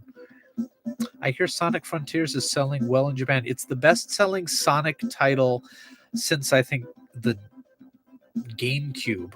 I think so. Yeah, I mean it's not like it's blowing the competition away. It's like. But it's remaining in the top 30, which is very rare because Sonic games usually debut in the top 30 and gone. But it's stayed. So like I don't know if doing well is thing, but it's not bombing, which is unusual for a Sonic game in Japan. So I feel bad. Sega World in my town is now what, Gigo World or something like that, because Sega sold its entire arcade division, but it kept the Sega branding for quite a while. But now it's no longer Sega World, and that makes me sad. But I knew it was coming because they sold all those properties. Let's see what I want to try. Pretty Sammy.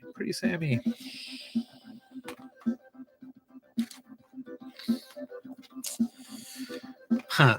5 people left the chat since I started playing Picross. I better change quick.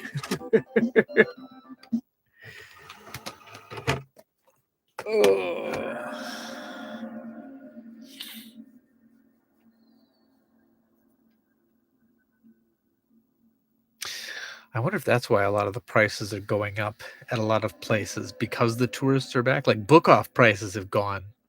I think it's also the exchange rate is bad right now. I don't know, but like book off prices went up quite a bit in the last couple of months. I wonder if it is because tourists are back.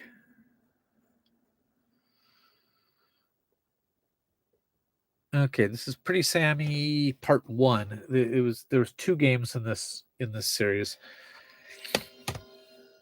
Now I'm a big Tenchi Muyo fan. Like I really enjoy the anime I watched. I mean, I haven't followed it recently, but like back in the 90s I watched Tenchi Universe, Tenchi OVA series, the Shin Tenchi in Tokyo. Oh my gosh, just this sound. The sound brings back so many. I had all these on Laserdisc. I still do. I think I have Tenchi Muyo in Love. Can I reach it from here? No, it's blocked right now. But yeah, I've got all the Tenchi Muyos on Laserdisc, but I haven't watched any of the new stuff. But yeah, Pretty Sammy was a spin-off that started from the Time and Space Adventures like or the Miyoshi special, I think, is where it first started, and then it got kind of its own spin-off.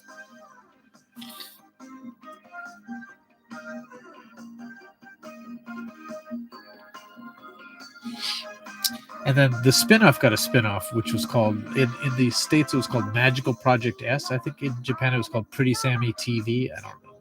There's Ryo-Oki. I'm such a nerd. Music's good. That's Sasami. She turns into Pretty Sammy to fight whatever.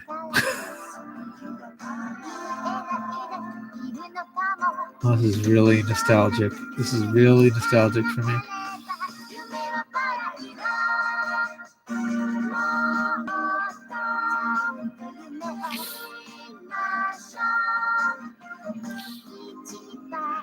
Tenchi, Ryoko, Miyoshi, Akane, Washu. Washu is best girl.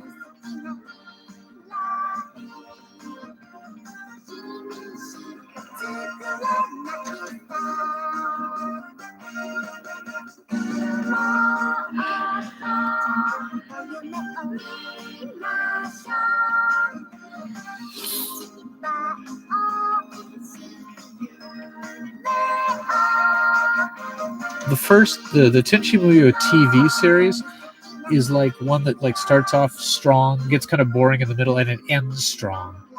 So if you didn't like it, I'd say stick with it, or just don't. I don't know. It's dated now, but I liked it a lot when I was in high school.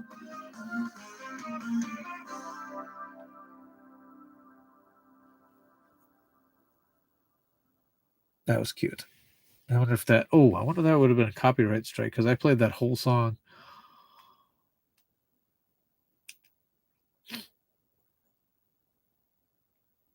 So I'm guessing this is just a simple adventure game. Pixie Misa. That's your rival.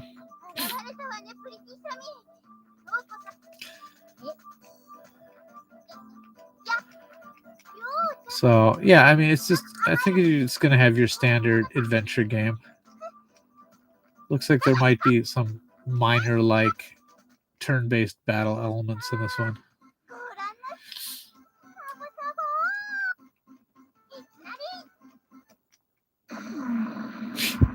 Ooh, I like the original sound effects from the series.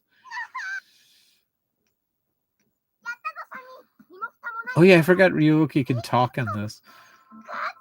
He's just a standard meowing character in the main series. All right, I'm not gonna play this, but like these are the type of games that I would not have recommended in the past. But now I can recommend a little bit more. I mean, even to non-Japanese speakers, because there's so many like interesting things that you can do with the phone, like with the live translation and stuff. So I'd say that more and more they're becoming something and frankly, buy them and just hold on to them until a fan translation comes out, such as the type that Snowy, who has just joined us, is working on. What are you working on right now? My goodness, this is a cavalcade of legends who are joining in the chat today. This is wonderful. I'm super happy.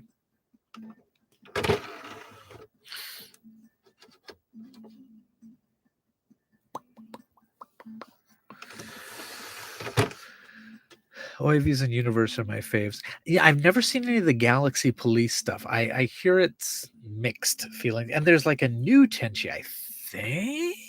I don't know. I fell off the wagon. To tell you the truth, I don't really watch much anime anymore outside of Spy Family, because my daughter's really into it. I'd like to watch more, but I just don't know what to watch, and I get bored really quickly these days. You're translating ancient Roman. Yes. Then a secret or two. Oof. Do you think there's, I mean, since you did Mystery Hospital for you did the translation of Mystery Hospital for the PlayStation 1, are you going to do the Saturn version as well? Or I mean, it's the same script, right? So I guess you're on the translation part of it more than the actual like, or you do that part too. I sorry, I don't remember, um, but yeah. If anybody doesn't know, Snowy Aria is the fan translator who does some amazing stuff. Amazing stuff. One of the only people who have translated a 3DO game. So that's awesome. Wasn't planning to do it since we don't have Saturn hackers. Yeah. Man, if I could, I would. I totally would because there Saturn needs more fan translations. PlayStation's got a lot. But yeah. Hey, Sean Orange is here. Oh my goodness. Look at all these legends. Look at all these legends. Anyway, this game works. I'm going to put that on the pile. Going to list that soon. Oh, what do I want to do next? Maybe a PlayStation 2 game. I'm doing a lot of PlayStation 1 games. I'm do something with PlayStation 2.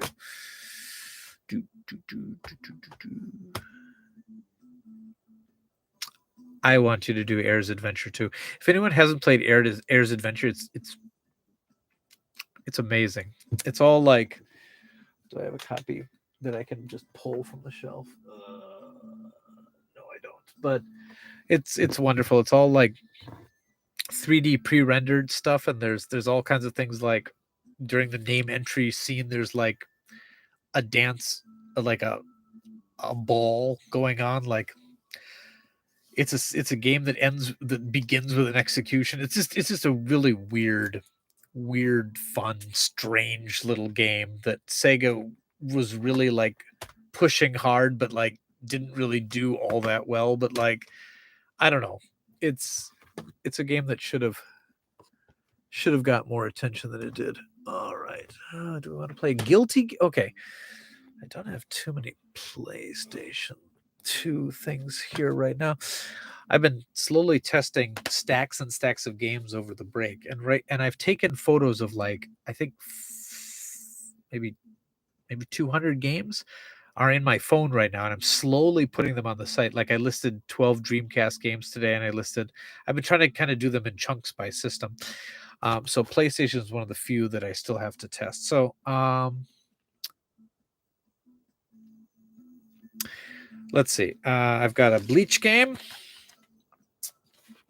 and I've got a Guilty Gear XX, the Midnight Carnival #reload, and I've got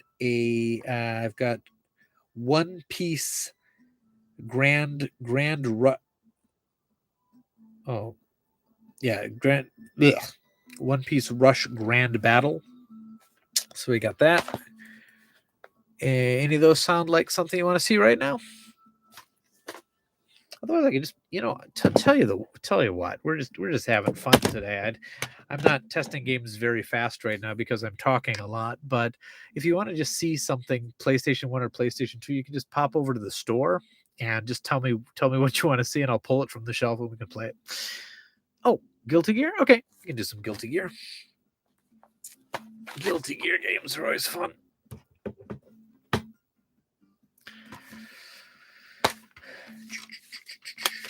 Okay, do a little check. Disc looks nice.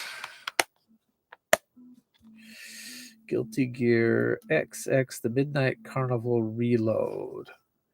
Thing is, with Guilty Gear games, a lot of them came out in the United States, but not all of them. I wonder if this is one that came out, and if it did, if it had a different name.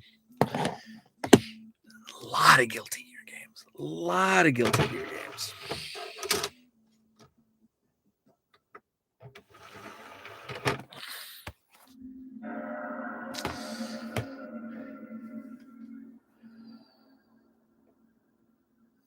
So did anyone get any good Christmas presents? I got a German made like steak pan, like a cast iron with grill mark whatever steak pan. I haven't had a chance to really put it through its paces yet, but that was nice.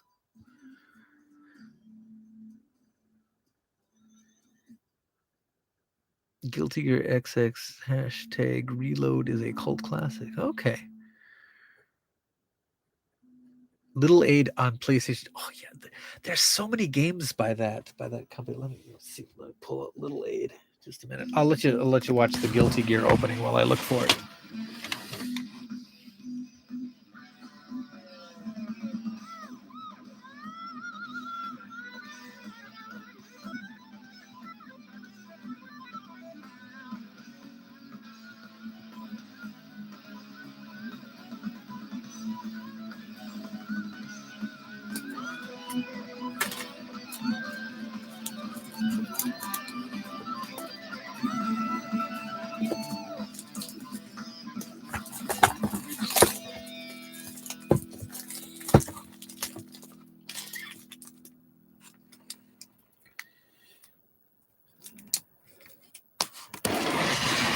Yeah.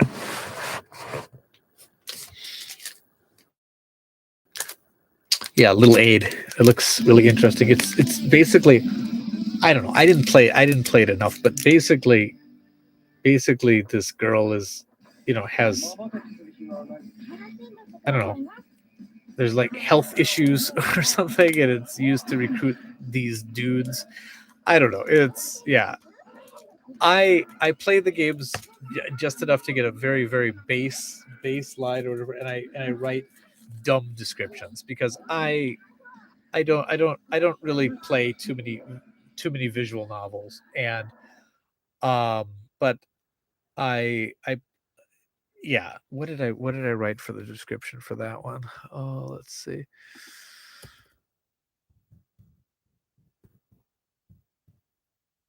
Okay, what did I write for Little Aid? Okay. Little Aid is a quality PS2 port of the PC Otome game from Takyo. Story seems to be all about hot guys who need medical attention and the one girl who can save them if she can convince them to stop being so hot for a while and go see a doctor. No, Chizuru, this isn't the doctor's office. This is a shopping center. Keep your shirt on. Fine. I really got to stop writing descriptions so late at night. Oh my goodness. There's spelling errors too. I should fix that. Oh yeah, it's definitely low tier anything. I mean, I am selling it for the premium price of $5. Okay. All right, let's play some Guilty Gear.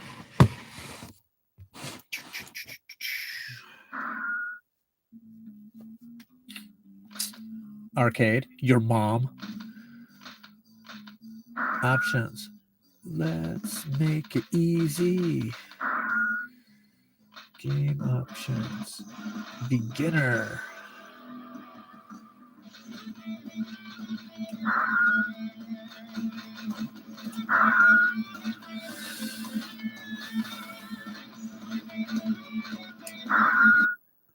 Please select your character. Oh, soul bad guy. Oh, who do I want to be?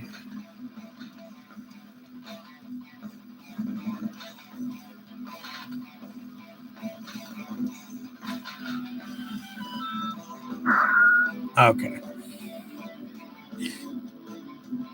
Such a good soundtrack.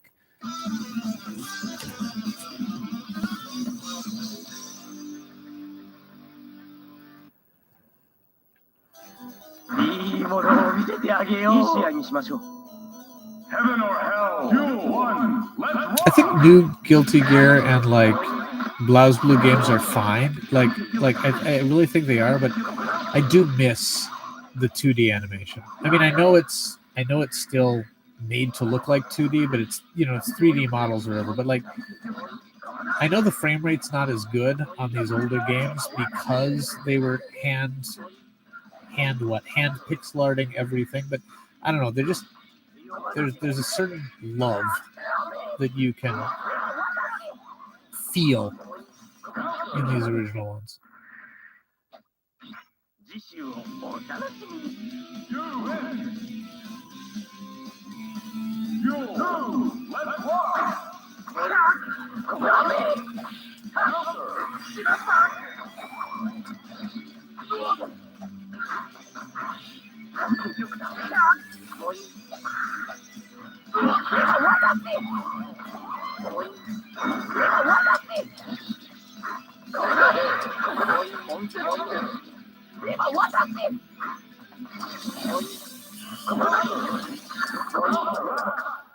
I should use my Guilty Gear arcade stick. That's what I should do.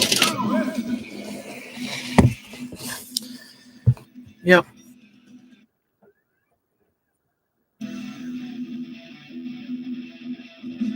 Yeah, Faust is a cool character.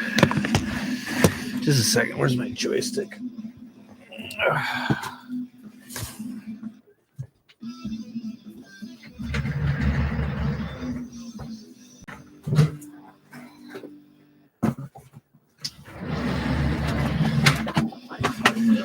This is the appropriate controller to use. I think.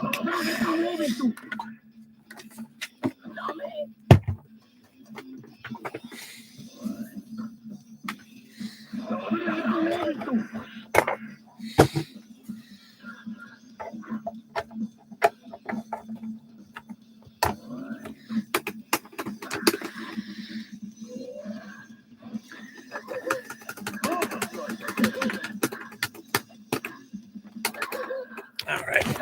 Turn the camera again.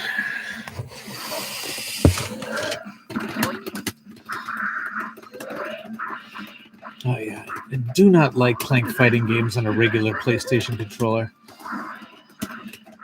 Never liked the disconnected D-pad. Like if I'm going to play a fighting game on a controller, it better be a Saturn controller. Or Neo Geo controller.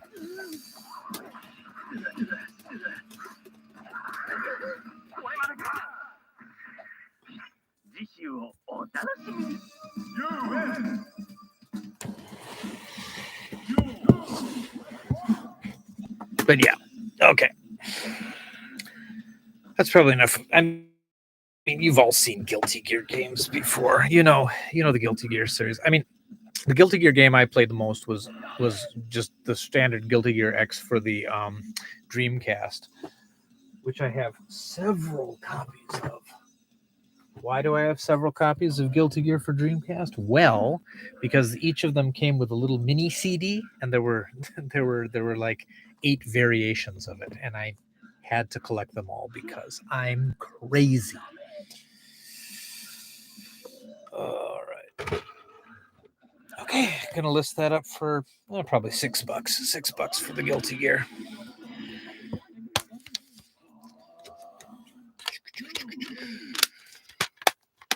Yeah, we're getting somewhere. We've tested a lot of stuff.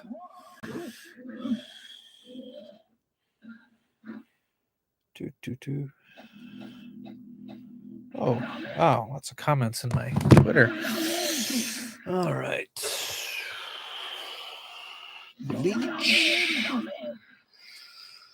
Let's play this One Piece one.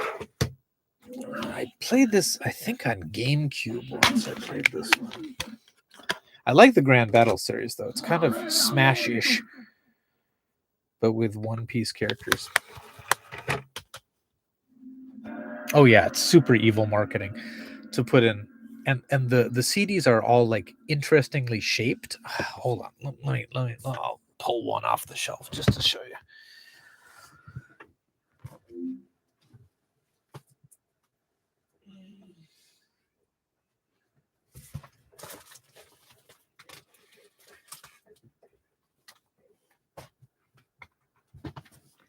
Okay, here's one.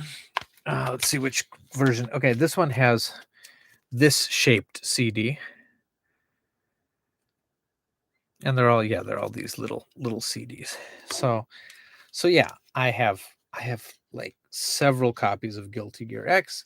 Now, if I was a good businessman, I would be putting them all up on the site.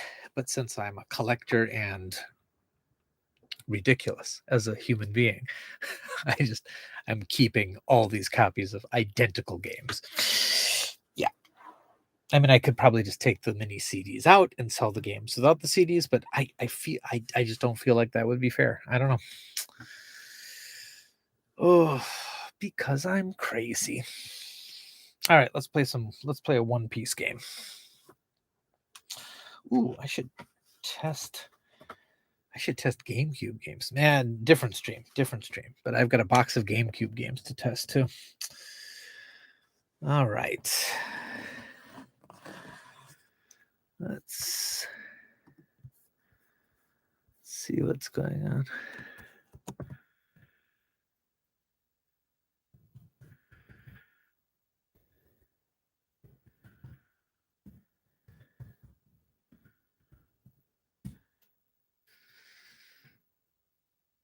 Annoying the Discord people by adding everybody. Okay.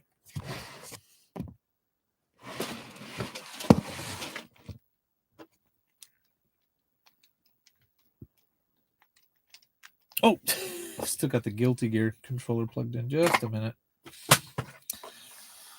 Oh dear. What time is it? Oh my goodness, it's almost 2. You know what? I'm just having such a fun time though. I'm gonna keep going for a little bit if that's okay with you guys. Sure, I'll regret it in the morning.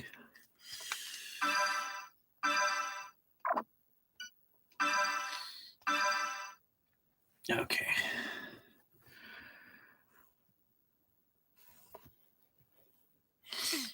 Bandai.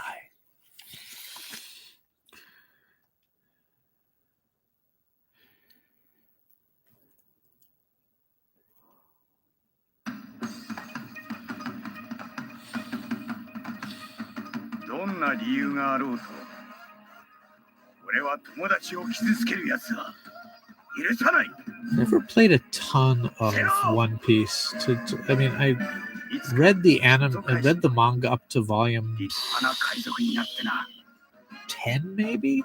I watched a little of the anime and never really. It's so popular here.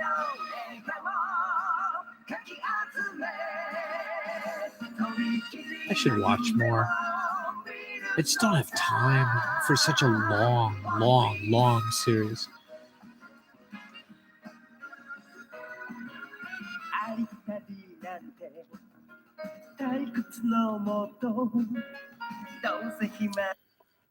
One Piece Grand Battle.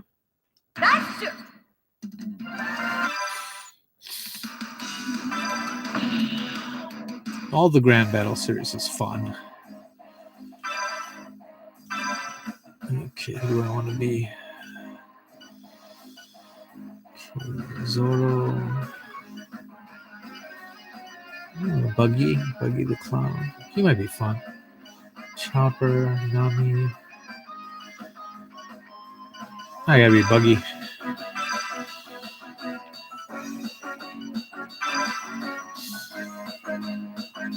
And I want to play against her. Fine.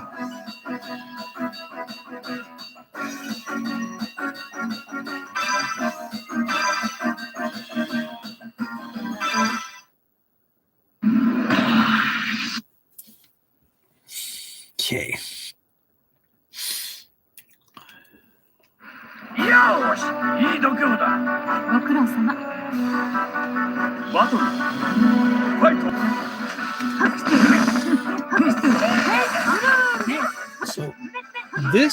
So like a lot of the Grand Battle series is similar to Smash, but this one is a little more similar to, I would say, Power Stone. Just in the way it's kind of an arena fighter. Man, I'm not good at this game.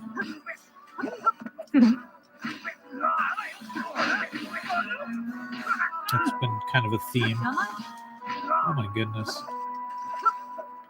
She has lots of powers.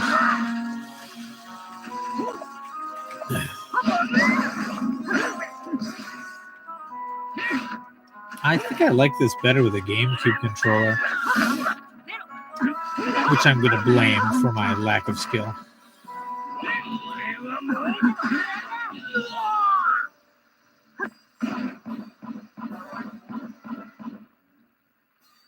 Oh yeah, I'm super dead. Battle. Fight.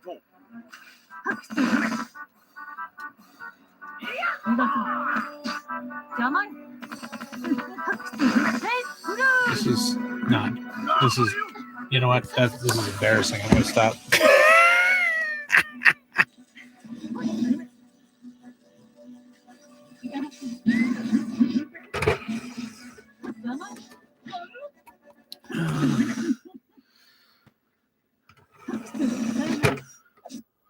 Yeah, there's a lot of pieces to the one piece. Yeah, I agree. Okay, Ring Fit Master. Do I have Dawn? Yeah, I've got Dawn. Just a minute. I'm going to read these comments first. I'm just waking up, so this is a good Saturday morning start the day. Thank you. Hi, Vink. I'm Babbling Nerd from Sorrow's Crew. Hey, welcome. Welcome. Yeah, I'm doing very well. Doing very well. Getting a little tired. It's 2 a.m. here, but it's fun to be streaming again. It's been a long time. Dawn, yeah, Dawn is a great game. Let's see. I have a copy I can just reach out and grab here. Is it in the back? That's the problem. My shelves have had to go too deep now because I can't get everything to the front of the shelves anymore. So now to get to things in the back, I've got to take out things from the front. When the store was small, I had few enough items that everything could just be in the front. All right. Dawn.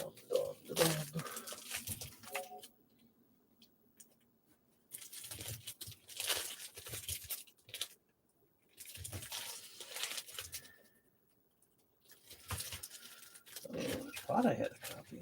Maybe I sold it. Did I sell it? I thought I sold it. Sorry, I think I sold it. That's the thing.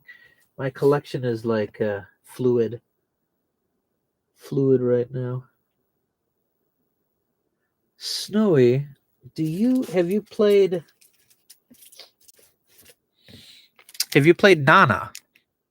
It's very interesting. It's a very interesting game. If you have, it's super cheap. You might want to try that one out.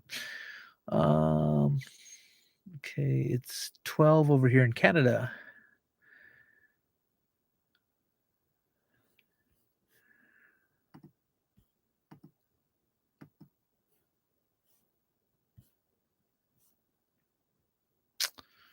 Okay.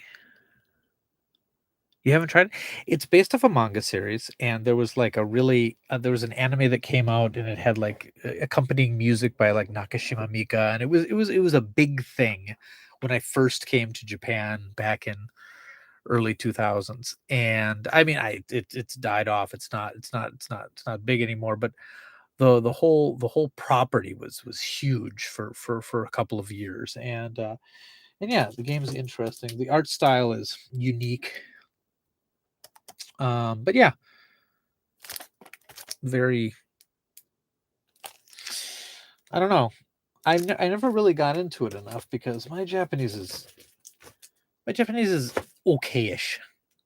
Not nearly as good as it should be for having lived here as many years as I do. But like so if a game has a lot of text, I may skip it, but it's one that I've always one that I thought, oh yeah, faces are a little creepy. It's definitely like it's like a what they would call a girl's manga style, but I mean that doesn't mean you have to be a girl to like it. It's just that's the category they'd put it in. All right. What am I checking out? Should we do a Bleach game? Bleach is back, right? I used to read the manga for Bleach. I never really watched the anime much, but I hear the anime is back. Is it a remake or is it a continuation? Music's really good in that series.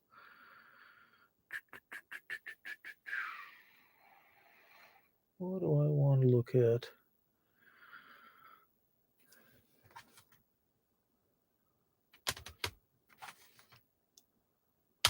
Another bowling game. No, thank you. Not right now. Final Fantasy VII International, Legend of Mana. want to see what would be interesting on stream though. Like there's a lot of good games here, but what would be interesting? Groove Adventure Rave, Persona. Oh, we tried the Bleach one. That's fine. Any simple series to test? I tested a bunch of simple series earlier. Earlier in the stream, so please. We found it. We have a pinball game that moans if you lose. That was interesting.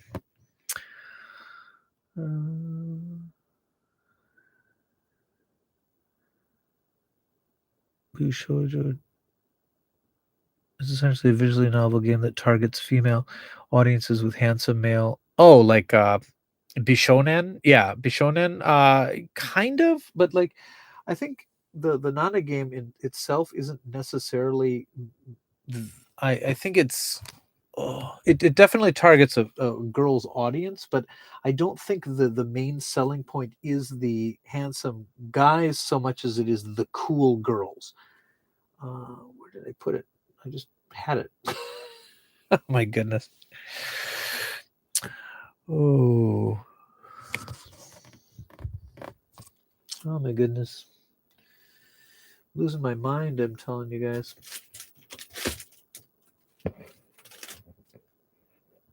Oh, there it is. But like, there's definitely some guys here, but like, I think the main attraction of this game is the fashionable, the cool, the out there girls. Yeah.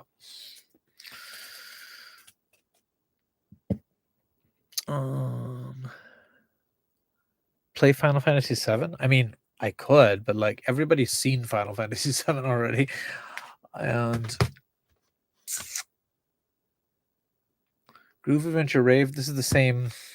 Now this mangaka also does Eden Zero and most famously Fairy Tail. If you're familiar at all, it's what's his name? The mangaka.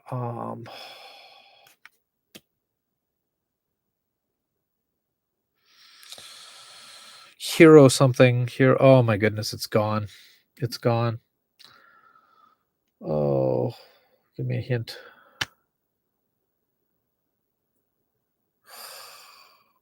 My brain has turned to mush. But anyway, Fairy Tail, Eden Zero. Now, for a while, my daughter was super into the Fairy Tail series, just super into it. And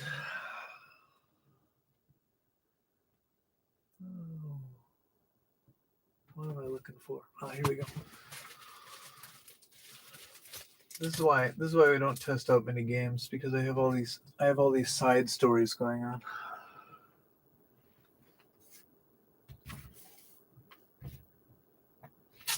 Let me dig it out.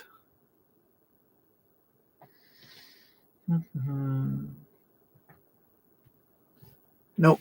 I realize I'm not prepared for this story because this story involves props.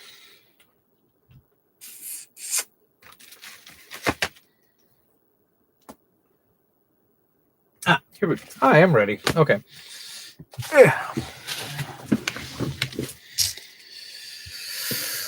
So anyway, this is Eden Zero. It's his new property. Hiro Mashima. So did Fairy Tail, did Rave, a couple other things. And my daughter was a big fan of the Fairy Tail series. And so she if you now, when they get translated, they usually take these bits out. But if you look in a Japanese manga, they often have like interviews with the writers, reader feedback, sometimes ads, things like that. And people who submit their fan art. And my daughter submitted fan art, but she she was 11 at the time, 10, 11, and she submitted a piece of fan art. And for a suggestion for a character or something like that. And we got a letter. We got a letter in the mail, and I didn't think anything of it because, she just submitted some art, and we got a letter saying that the the art would be printed in volume 10, that's this volume of the manga, and included with it was an original drawing, and I'm not sure if the drawing is original, but it's a signature. It's a signed little board, and a letter from the author, and just telling us that it was going to be in Eden Zero, number 10. Now, why is it in my room rather than in my daughter's room? Because I've seen how she treats her stuff. So when she gets a little older and can take care of it properly, so I've still got a sealed copy of the issue. She's got her own copy as well that she's already destroyed because they leave stuff all over their rooms. But I'm holding on to these so when she's older and she can appreciate. And I think that's super cool because now that exists in that series now. It's I mean, again, when they translate it and put it in the I think that whole section is probably just eliminated when they do the English versions of it. But still, I think that's neat that you can probably go to any book off in Japan and see my daughter's art. That's super cool. I mean, that's a fun feeling. That's a fun feeling. Like, that's one of the reasons why I even, still occasionally would submit things to print magazines even when print was long dead, because as much as I had written for blogs and stuff like that, seeing your name in print on a physical thing, just, I don't know, there's something there. There's something about that. There's a certain level of perceived immortality. I know it's never mind. Going. Yeah. Yep. But yeah. Okay. Back to the game. Sorry. These side stories. That's not what you guys are paying your good YouTube money for. you you want the meat. You're here for the games. You're not here for the vink. What are we gonna play? It's got a big stack of RPGs here, and RPGs are not great for streaming. Maybe I can. Is this Gundam game? Is this an RPG? No, it's a tactics game. Even worse for streaming. Beat Mania, but I don't have the controller. Let's see what I got here. Copies of Easy Do Dance all over the place. Music composition software. That's not going to be. Oh, what's this? Okay. This game is called Hanabi. I don't know what it is. I haven't played it. Do I have any Crash Bandicoot? I think I do, actually. I think I do. Yes. I think I have Crash 1. Uh-oh. It's at the bottom of a stack. That's never good. Now, if you hear a crash, it wasn't a Bandicoot. It's the stack of games falling. Oh. There we go. Ba-ba! There we go. But again, is that something you guys want to see? I mean, because it's Crash. It's one of the most common games out there, I think. Oh. Let's see.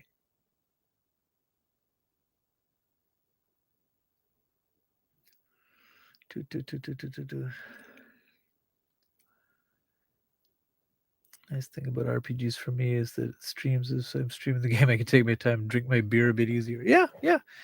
I mean, I think if I was streaming an RPG in English, I think that'd be fine. But if it's something that I have to badly translate as I go along or not translate, I think I'm going to lose audience real quick.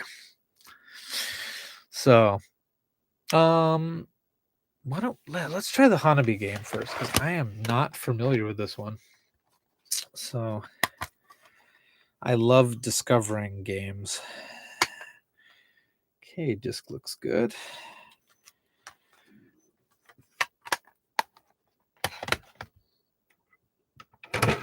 Let's see what we get.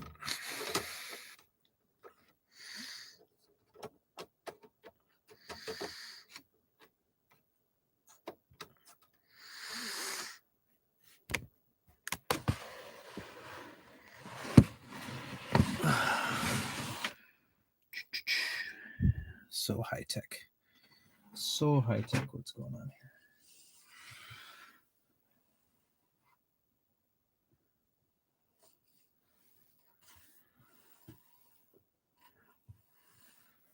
All right.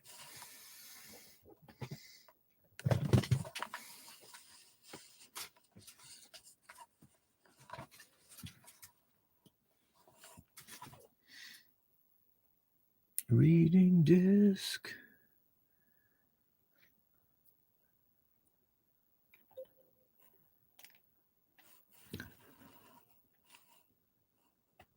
Yeah, it's a really long read. I don't know why.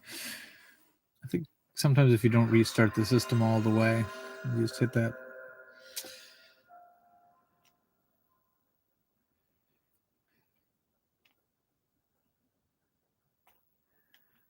All right, let's see what Hanabi is.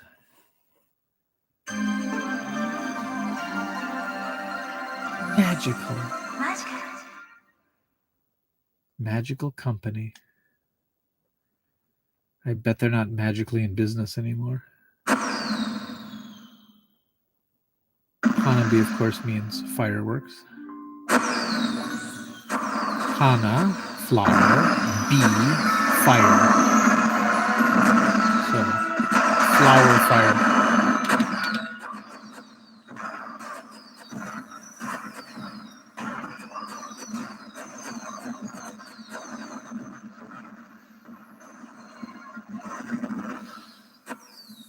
All right.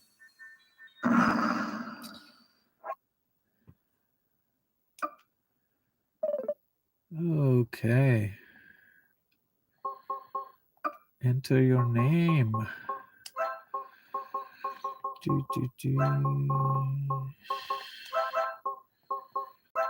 Vink.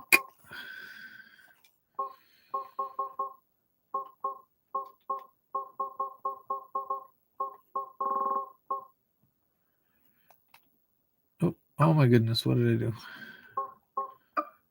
Well, I'm V. That's fine. I'm okay with that. Magical company. Magical company.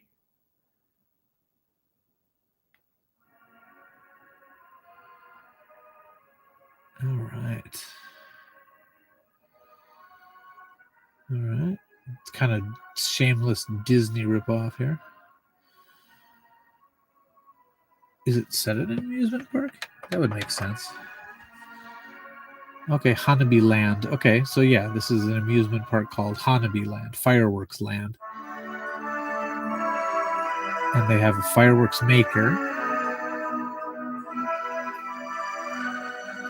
who's putting in, okay, traditional Japanese kind of fireworks style.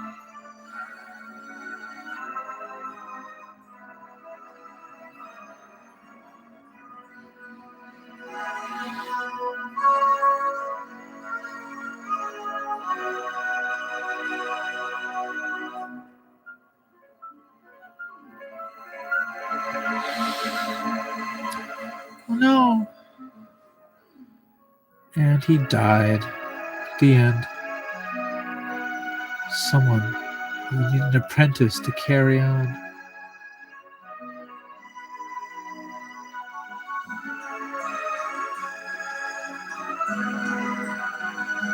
Byron or? Okay. Yeah, that's enough backstory.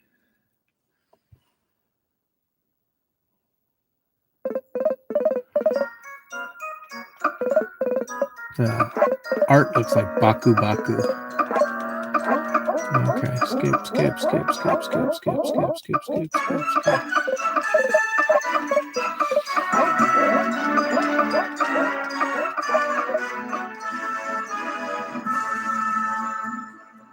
Okay, hold on. All right. This is a... Okay. Yeah. Got it. Okay, this is a 3D event. Okay. I didn't actually expect that this was a platform game. Okay. Yes. Okay. Much text.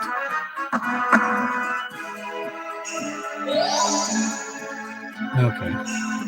So I'm collecting the bits of the different fireworks.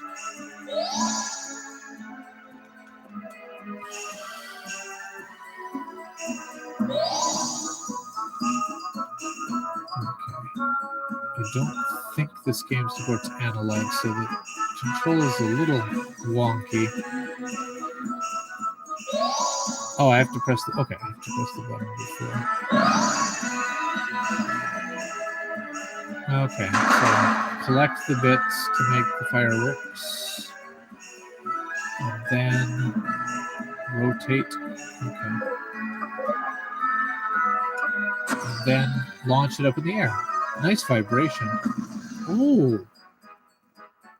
Okay.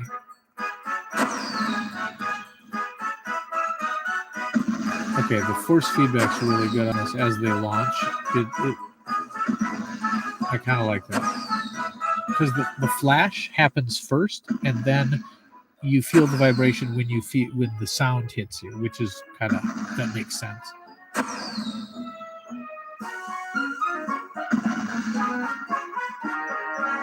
Okay. This is kind of neat. Okay. Uh-oh. All right. Don't like that. Hit detection is not fantastic.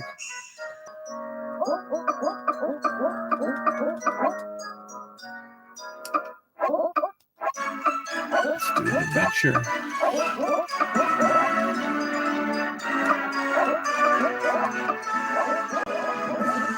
Okay, anyway. Collect stuff, make fireworks, launch fireworks. It's fun. All right. What did I miss? What type of beer you drink? That was a long read, yeah. Okay. We did a sake advent calendar this year. It was really cool. Oh, that's nice. Hey, Vink, unfortunately, I never saved properly, but when I was first getting into trying out Japanese games we got on the West, I first played Momotaro Dentetsu 12. Big mistake. I was so lost. That's actually one of the games that once you figure out the system to it, you don't really need to know Japanese too much. I played that one with my kids. And like, as long as you can pick up a few of the basic kanji for the menus, most of the text in the game you don't actually need to follow very well. It's like Monopoly, a little bit more complicated, but that's a game that I think I wouldn't call it a beginner game, but like it's definitely one where you don't need to know a ton of Japanese to play. Momotaro games look like a million things happening at once. Yeah. Okay. Baku Baku I was playing. Baku Baku is a great game. Reminds me of Mega Man. Yeah, kind of like Mega Man Legends. He has a good fire insurance policy. Oh. Yeah, it's a nice looking game. I'm gonna explore that one a little more later, but it's very unique. And it looks like, if you look at the back, it looks like you'll be able to design the fireworks using the different palettes of colors during the game, and you'll be able to... and there's a VTR mode that was on the first screen. So there's a mode that's a non-adventure mode that's just kind of like a fireworks construction set, I would guess. Again, I'll have to play it a little more, but it's very interesting. I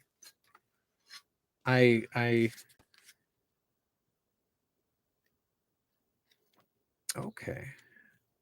All right. So those boxes that it was making, once you collect all the bits, you can move those around and you can position them.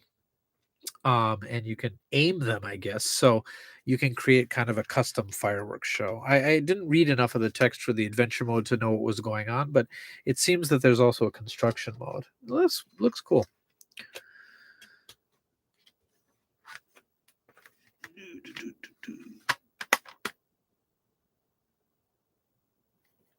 My daughter did a cool review of Super Momotaro Dentetsu 2, I think, on the PC Engine.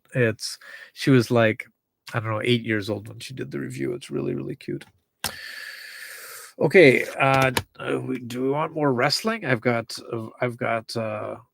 virtual pro wrestling, or we can just call it a night. So it's getting, oh my goodness, it's 2:30 in the morning. Maybe one more.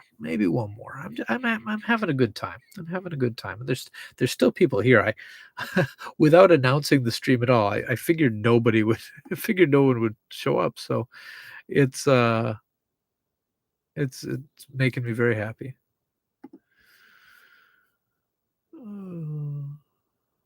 Tonight is a good night for a fight. Crash? Okay, I can put on Crash Bandicoot. You know, Crash Bandicoot holds no nostalgia for me because I was such a Nintendo fanboy at the time that it came out, and they had those commercials where Crash is like calling Mario Plumber Boy or whatever, and that turned me off to the whole thing, and I never got into the series, and still not. So I think I've only ever played Crash games to test them. I've never really delved into the series much. Am I missing out? Am I missing out on a lot? Maybe tonight is going to be a moment. Maybe tonight is going to be an experience for me. Maybe not. Let's see. Let's play some Crash.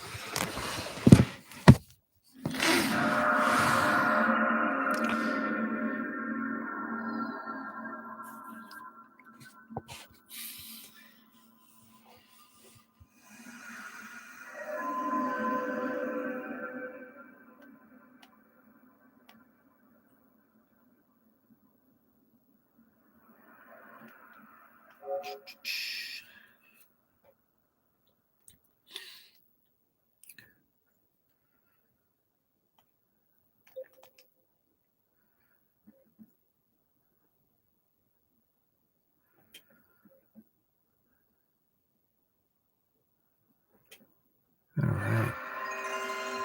PlayStation.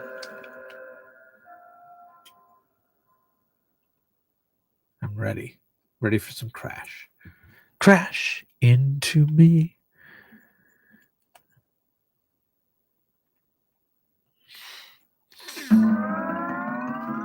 Sony Computer Entertainment Incorporated presents a Rob Schneider film. No.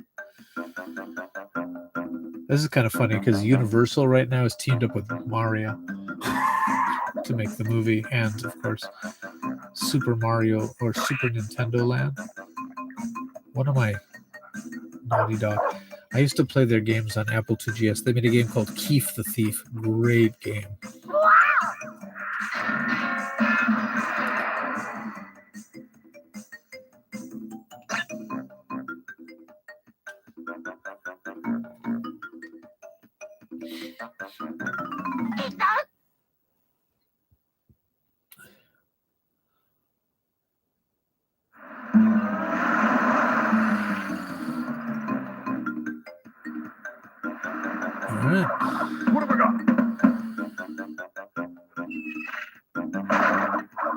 Okay, spinning, braking.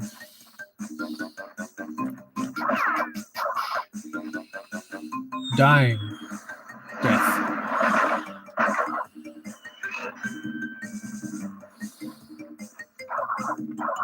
Hey, crab. All right. Can I break those? I cannot. Okay, jumping, spinning.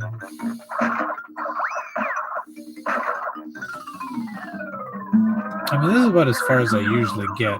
And I go, really? People played this over Mario 64?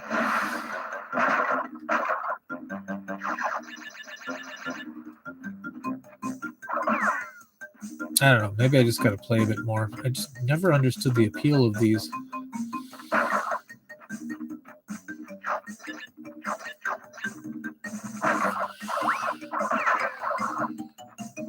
but I played my first Crash game in like 2002 or something like that. So I don't have the benefit of nostalgia with these. What have I got?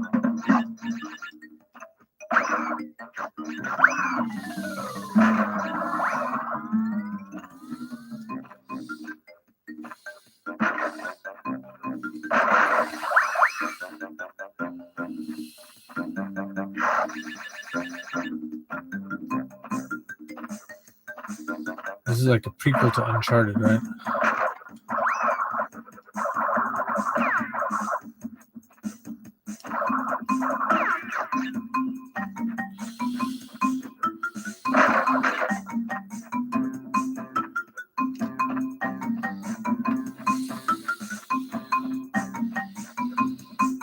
It's very linear. I mean, does it open up later? Or is it always like this?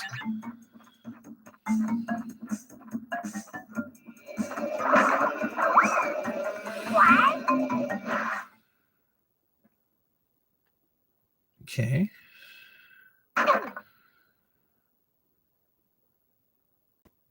I'm 0% clear.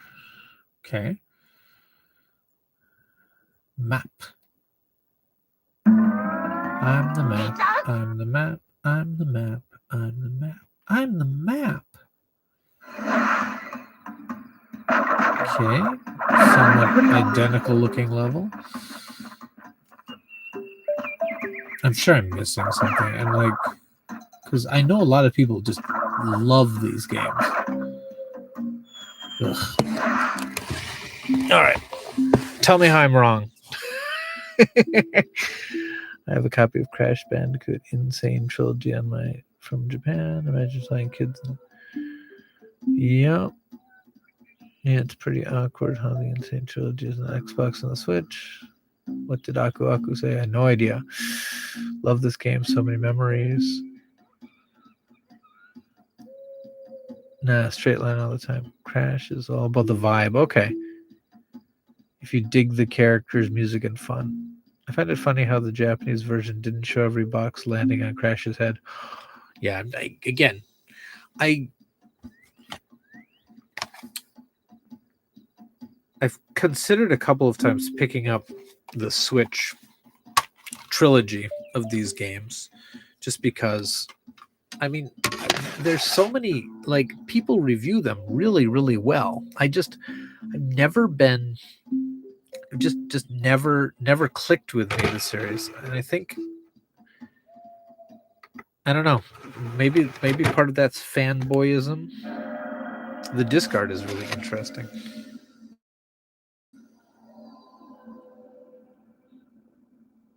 Japanese disc art is almost always better than the US disc art. I mean, case art as well. Yeah, but I don't know what I mean. I don't know. I'm sure there's something I'm missing, and it'll click. Like, but I'll tell you, I have those feelings about a lot of, like, the PS1 era, that I didn't play it when it for example, Final Fantasy 7. This is a hot take right here, but Final Fantasy 7 I played after the Dreamcast era, and, like, in my mind, like, it was a step back from a game like Skies of Arcadia. And of course, it came out before Skies of Arcadia, but, like, I didn't play it when it was new. I played 8 before 7, so I have fonder memories of 8 than 7. And I know that's blasphemy, but, like, I think for some of the games that are considered like these all-time classics, you kind of had to be there. You had to be there in the moment. Ooh, shots fired, Snowy Arya. I also agree. Like, I've played I love the universe of 8. The battle system, I mean, I played it so wrong the first time I played it. I thought it was just like a regular RPG, and I just kept trying to level up, and that's not how to play Final Fantasy 8, but yeah. Oh, Skies of Arcadia. Yeah. Oh my goodness. Sega, please. I mean, it got the GameCube port, which I never played. I never played that one. I should have, but like I had the Dreamcast one, and yeah. But that's the thing. But I have a strong nostalgia towards games that maybe aren't as good, just because, like, I mean, one of my favorite RPGs ever is Grandia 2, and at the time it came out, it didn't get tremendously great reviews, but I loved it. I just loved it. I still think it has one of the best battle systems for any turn-based RPG. Just love it. The story is a little cliche, but at the time I thought it was really good.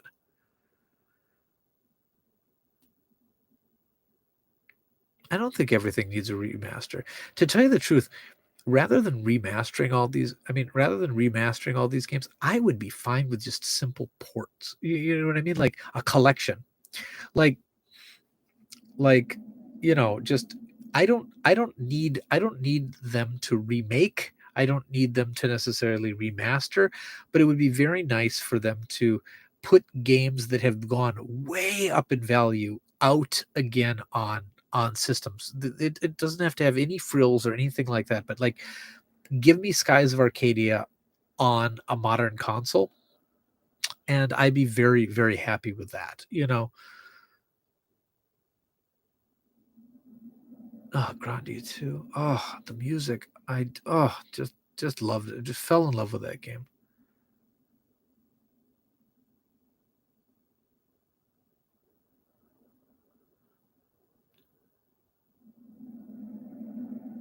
I have Skies of Arcadia on GameCube and DC. I prefer the DC version because of one slight advantage. Yeah, you could hear the disk drive going nuts. Also, the DC version had the UMD stuff, so that you couldn't. They tried, they couldn't really put into the GameCube version.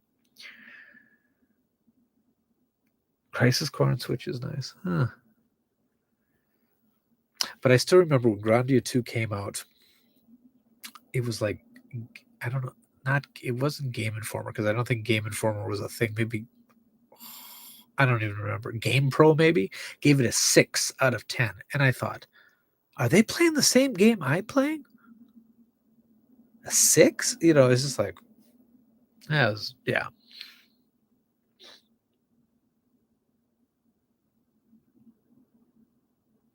Oh yeah, yeah. I know what you're talking about. Reluctant here. You're talking about the Grandia collection, right? I think I got it here. Where they just made everything. Where they put the Vaseline filter on everything. Oh, do I have it here? Yeah, here it is. I mean, I bought the physical version, but like, I can't even make myself play it. It's so ugly. Like, I got it digitally as well because I couldn't wait.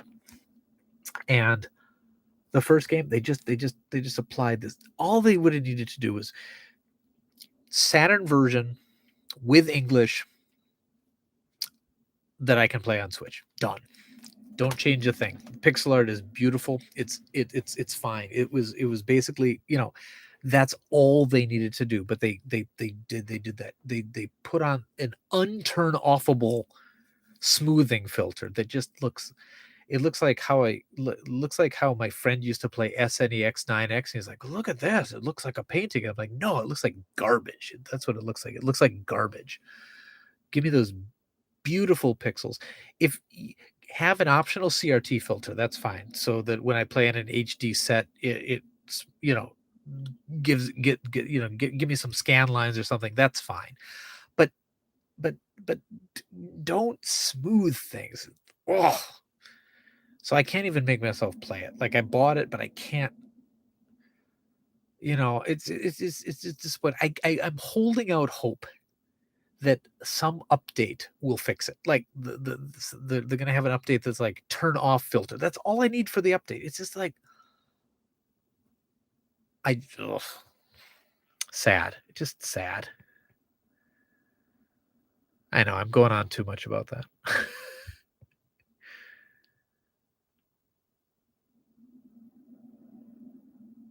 Yeah, I've got a pseudo for my Saturn, so I prefer just playing the Grandia with the fan translation on my on the Saturn. I think it's and yeah, love Grandia. Oh, I've got my it's way in the back. Never mind. I got that Grandia expansion thing as well, which I hope they'll do a translation of as well or make it compatible with.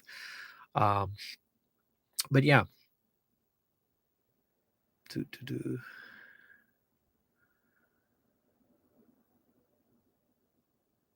Yeah, I love my sharp pixels too. Yeah.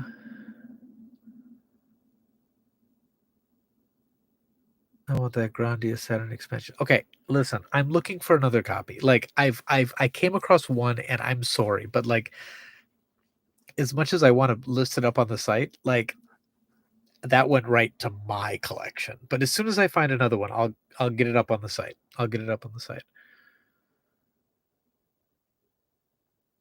Oh yeah, Saturn is a great console for importing. First of all, it's super easy to get like an ST key or an action replay or pseudo or any type of card. You just don't have to do any welding, don't have to do any, you can mod it, but like you just stick that card in the top and then you can play whatever. It's so easy to get into importing for, and there's so many really, really good, very playable games that you can do. And if you're a fan of 2D or a fan of pixel art, there's just so much good stuff because so many PlayStation games it didn't have the RAM to do really good 2D, and it did much better 3D than the Saturn. But the 3D stuff has aged, I think, fairly poorly, and the 2D stuff still looks beautiful, just wonderful. Oh, it's ridiculous how they left Saturn RPGs out of the U.S. market. Yeah, it's like, I mean, some decisions that companies make. I mean, it's just I can't get over that. Like, there's Saturn just had just fantastic RPGs or whatever, and they're like, let's not bring over let's let working designs do it. We'll bring over a couple of the shoddier ones. Just a terrible decision because I mean I guess RPGs weren't super big at that time, but like there's so many good things. But it's not just that they didn't bring over a lot of the 2D games either. They brought over all these garbage 3D games. Like they're like, oh, we need an RPG to port over. Should we bring one of these beautiful 2D RPGs over? No, let's bring a virtual highlight of fully realized 3D world animating at 3 frames a second. Police Knots got close. They were gonna bring Police Knots over. I've seen they had mock-ups of box art and everything. That one almost made it over. Yeah. I think there's only a couple of Japanese games that won't work with an action replay. It's two. It's two. It's an Ultraman game and it's King of Fighters 95. That's it. Because they required a special cartridge that had like data already on it. Not so King of Fighters 96 and 97 just used the standard RAM expansion. So you could use the Capcom RAM expansion, you could use an you could use whatever. But two games they actually had like data on the cartridge itself, not just a RAM cartridge. And it was an Ultraman game and it was a King of Fighters 95. So you need the cartridge for that. But other than that, everything's importable with just an action replay.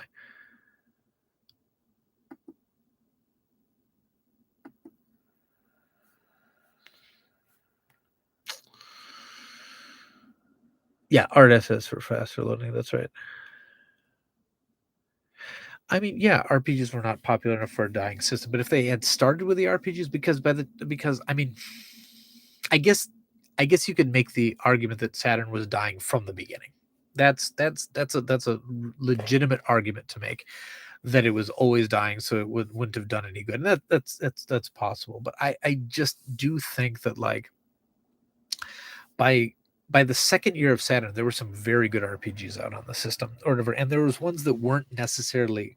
Now, a lot of them were like you couldn't bring over the Slayers RPG because the licensing, the rights, who owns the music, who owns. I get that, but if Working Designs was able to bring over Ray Earth, they could have made things work. Ray Earth. Oh, it's not even one of the best, but like it's one of my favorites on the Saturn. Where's my Ray Earth?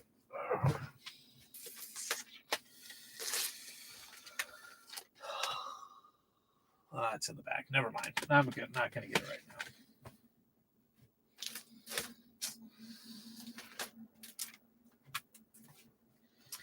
But there's also so many cool shooters that they didn't bring over. There's so many. Just. You guys played this one? Yeah, Game Tengoku. It's fun shooter. I guess that one wouldn't have translated over very well. Some of the games are kind of Japanese, but man, they should have tried.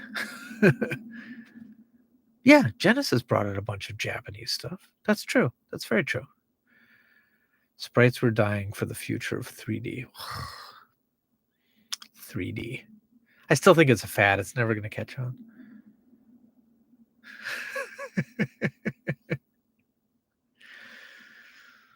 Oh, I don't know if RPGs would have saved the console, but I think Sega America's biggest mistake was giving up on the console. Yeah, they really did. I mean, they moved towards Dreamcast, and what's funny is the Saturn is the best. Like it was the best-selling Saturn, best-selling Sega console in Japan, hands down. Like it. Mega Drive never captured as much as the market, and Saturn was, there were months and there were weeks where Saturn was the number one selling console in Japan, beating out both the PlayStation and the N64. PlayStation was ahead in general, but it was giving it. It wasn't just a brutalization like it was in the US, and which is funny because the other systems did, and then Dreamcast actually did fairly well out of the gate in the United States. I mean, not as well as it needed to do, but had they not blown all the money off this on the Saturn, they would have been in a place where they could have kept Dreamcast going a little while because it wasn't selling terribly. It just didn't sell enough to keep the business afloat after Saturn destroyed everything. Yeah. Sega's biggest mistake was being Sega. Yeah, that's usually that is their crime and also their punishment. Oh, Snowy, you got to head out. You know what? That's okay. I think I'm going to wrap up pretty soon anyway because it is almost 3 a.m. and my kids will probably, because it's a day off, school day, I got to blast them out of bed with dynamite to get them to wake up. But it's a day off, they'll be up at 7, blasting the TV as loud as possible. So I think I'm going to run pretty soon too. But everyone, thank you so much for coming by. I didn't test how many games I tested. 1, 2, 3, 4, 5, 6, 7, 8, 9, 10, 11, 12, 13, 14. It's not too bad. If I was doing this alone, I probably would have got through the whole stack, but I wouldn't have had nearly as much fun. So, I mean, I know this is super no frills, but was this something fun? Is this something I should do again sometime? We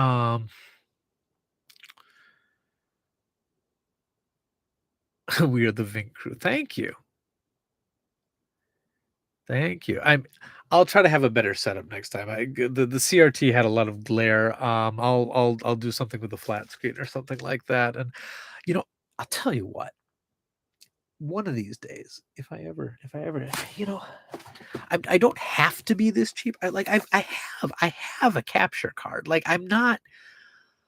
just haven't figured out all the steps required to do. And again, I think that's the thing. I set a high standard for myself. I'm like, I'm going to figure out all this stuff and then I'll stream. But then I just wind up not streaming. But today I was like, I would like to stream, but it would take a long time to set up. And then, you know what? I'm just gonna turn on my camera, see if anybody shows up. Uh, but anyway, let's say ads. Sorry, Satoshi. I'm just finishing up the stream right now. But thanks for stopping in. It's rounded up 3 o'clock here. Um, but I'll run my ad here. I have a shop. If there's anything you saw here today that you like, send me a message. I'll try to get it up on the store so you can pick it up. Otherwise, I've been listing a lot of Dreamcast, Game Boy, PSP stuff lately. Why those? Because my shelf is full. I cannot put any more PSP games on my shelf until I sell some. So I've got to do that. Let's see, other things to promote. We've got a podcast. Famicom Dojo has a podcast that films on our other channel. So just go YouTube Famicom Dojo if you can subscribe to that. That's our main channel, and that's where my good buddy Sean Orange is currently streaming through. I mean, not right now, but like in general, streaming through Chrono Trigger for the first time. He's playing it for the first time, and it's a very fun series to watch. On this channel, if you are subscribed, I also do with Sean, I do a podcast about television called Two Boobs Watch the Tube, which is a super immature name for a podcast. But we just did an episode about Doctor Who that was really, really fun. And we talk about television and stuff there. So, give a, what is it? Tweet the bell, ring the bell. Smash that like, that's it. Smash that like button and hit that bell so you know when I'm streaming again.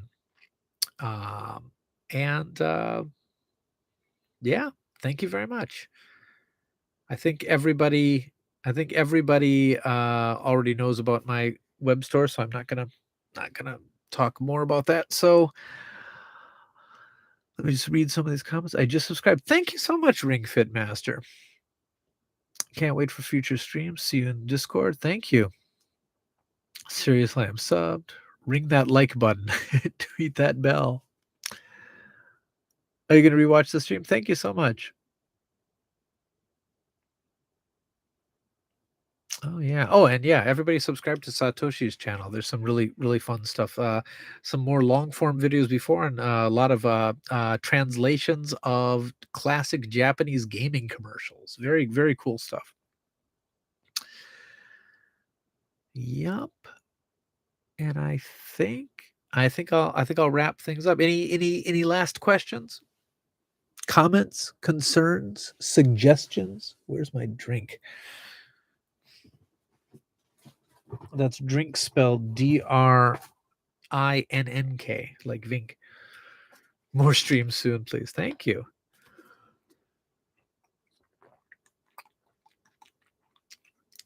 When do you think you can stream again? Is this a good time? Because like my schedule's changing soon, and I'm gonna have Saturdays off. I used to stream a lot on Sunday nights because I had Mondays off, but I don't have Mondays off anymore. But now I have Saturdays off. So is the time right now? Is this a good time?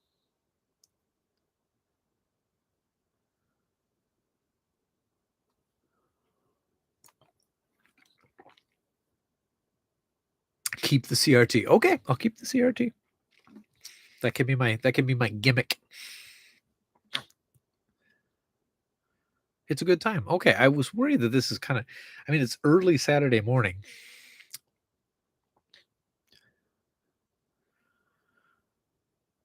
Is there ever a bad time? Well, I probably shouldn't stream during work. Probably.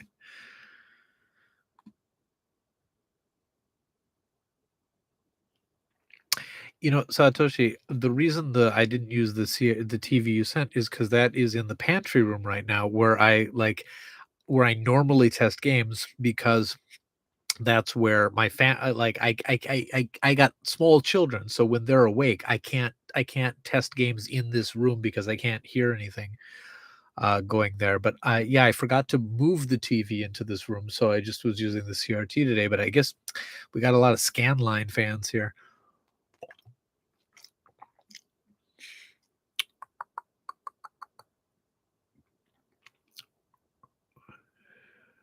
But Satoshi, I use that TV you sent me almost daily. Almost daily. Oh, that's my new gimmick. Work streams. Yeah. Let's watch Vink make an Excel document. Look at that Excel document. He's somehow channeled it through a CRT.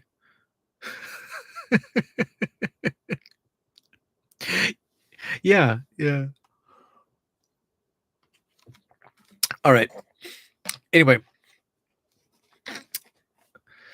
I was gonna say I don't like long goodbyes, but I guess I do because I always give really long goodbyes. Gonna say the same message I often say when I sign out. Just everyone be safe, be good, be excellent to each other. Um, there's so much negativity in the world right now, just in general. So I think is what's really been really nice is for the last 3 hours we've been just here, just talking games, and it's been so positive, and it's made me feel happy, and I hope that you have also felt good um, in this, and that you support one another in all the cool little projects that all of you are doing, and it just makes me feel wonderful. So yeah, vibes, good vibes. um Thank you, thank you everyone. And I think I'll be back as soon as possible. So until then, clever closing statement.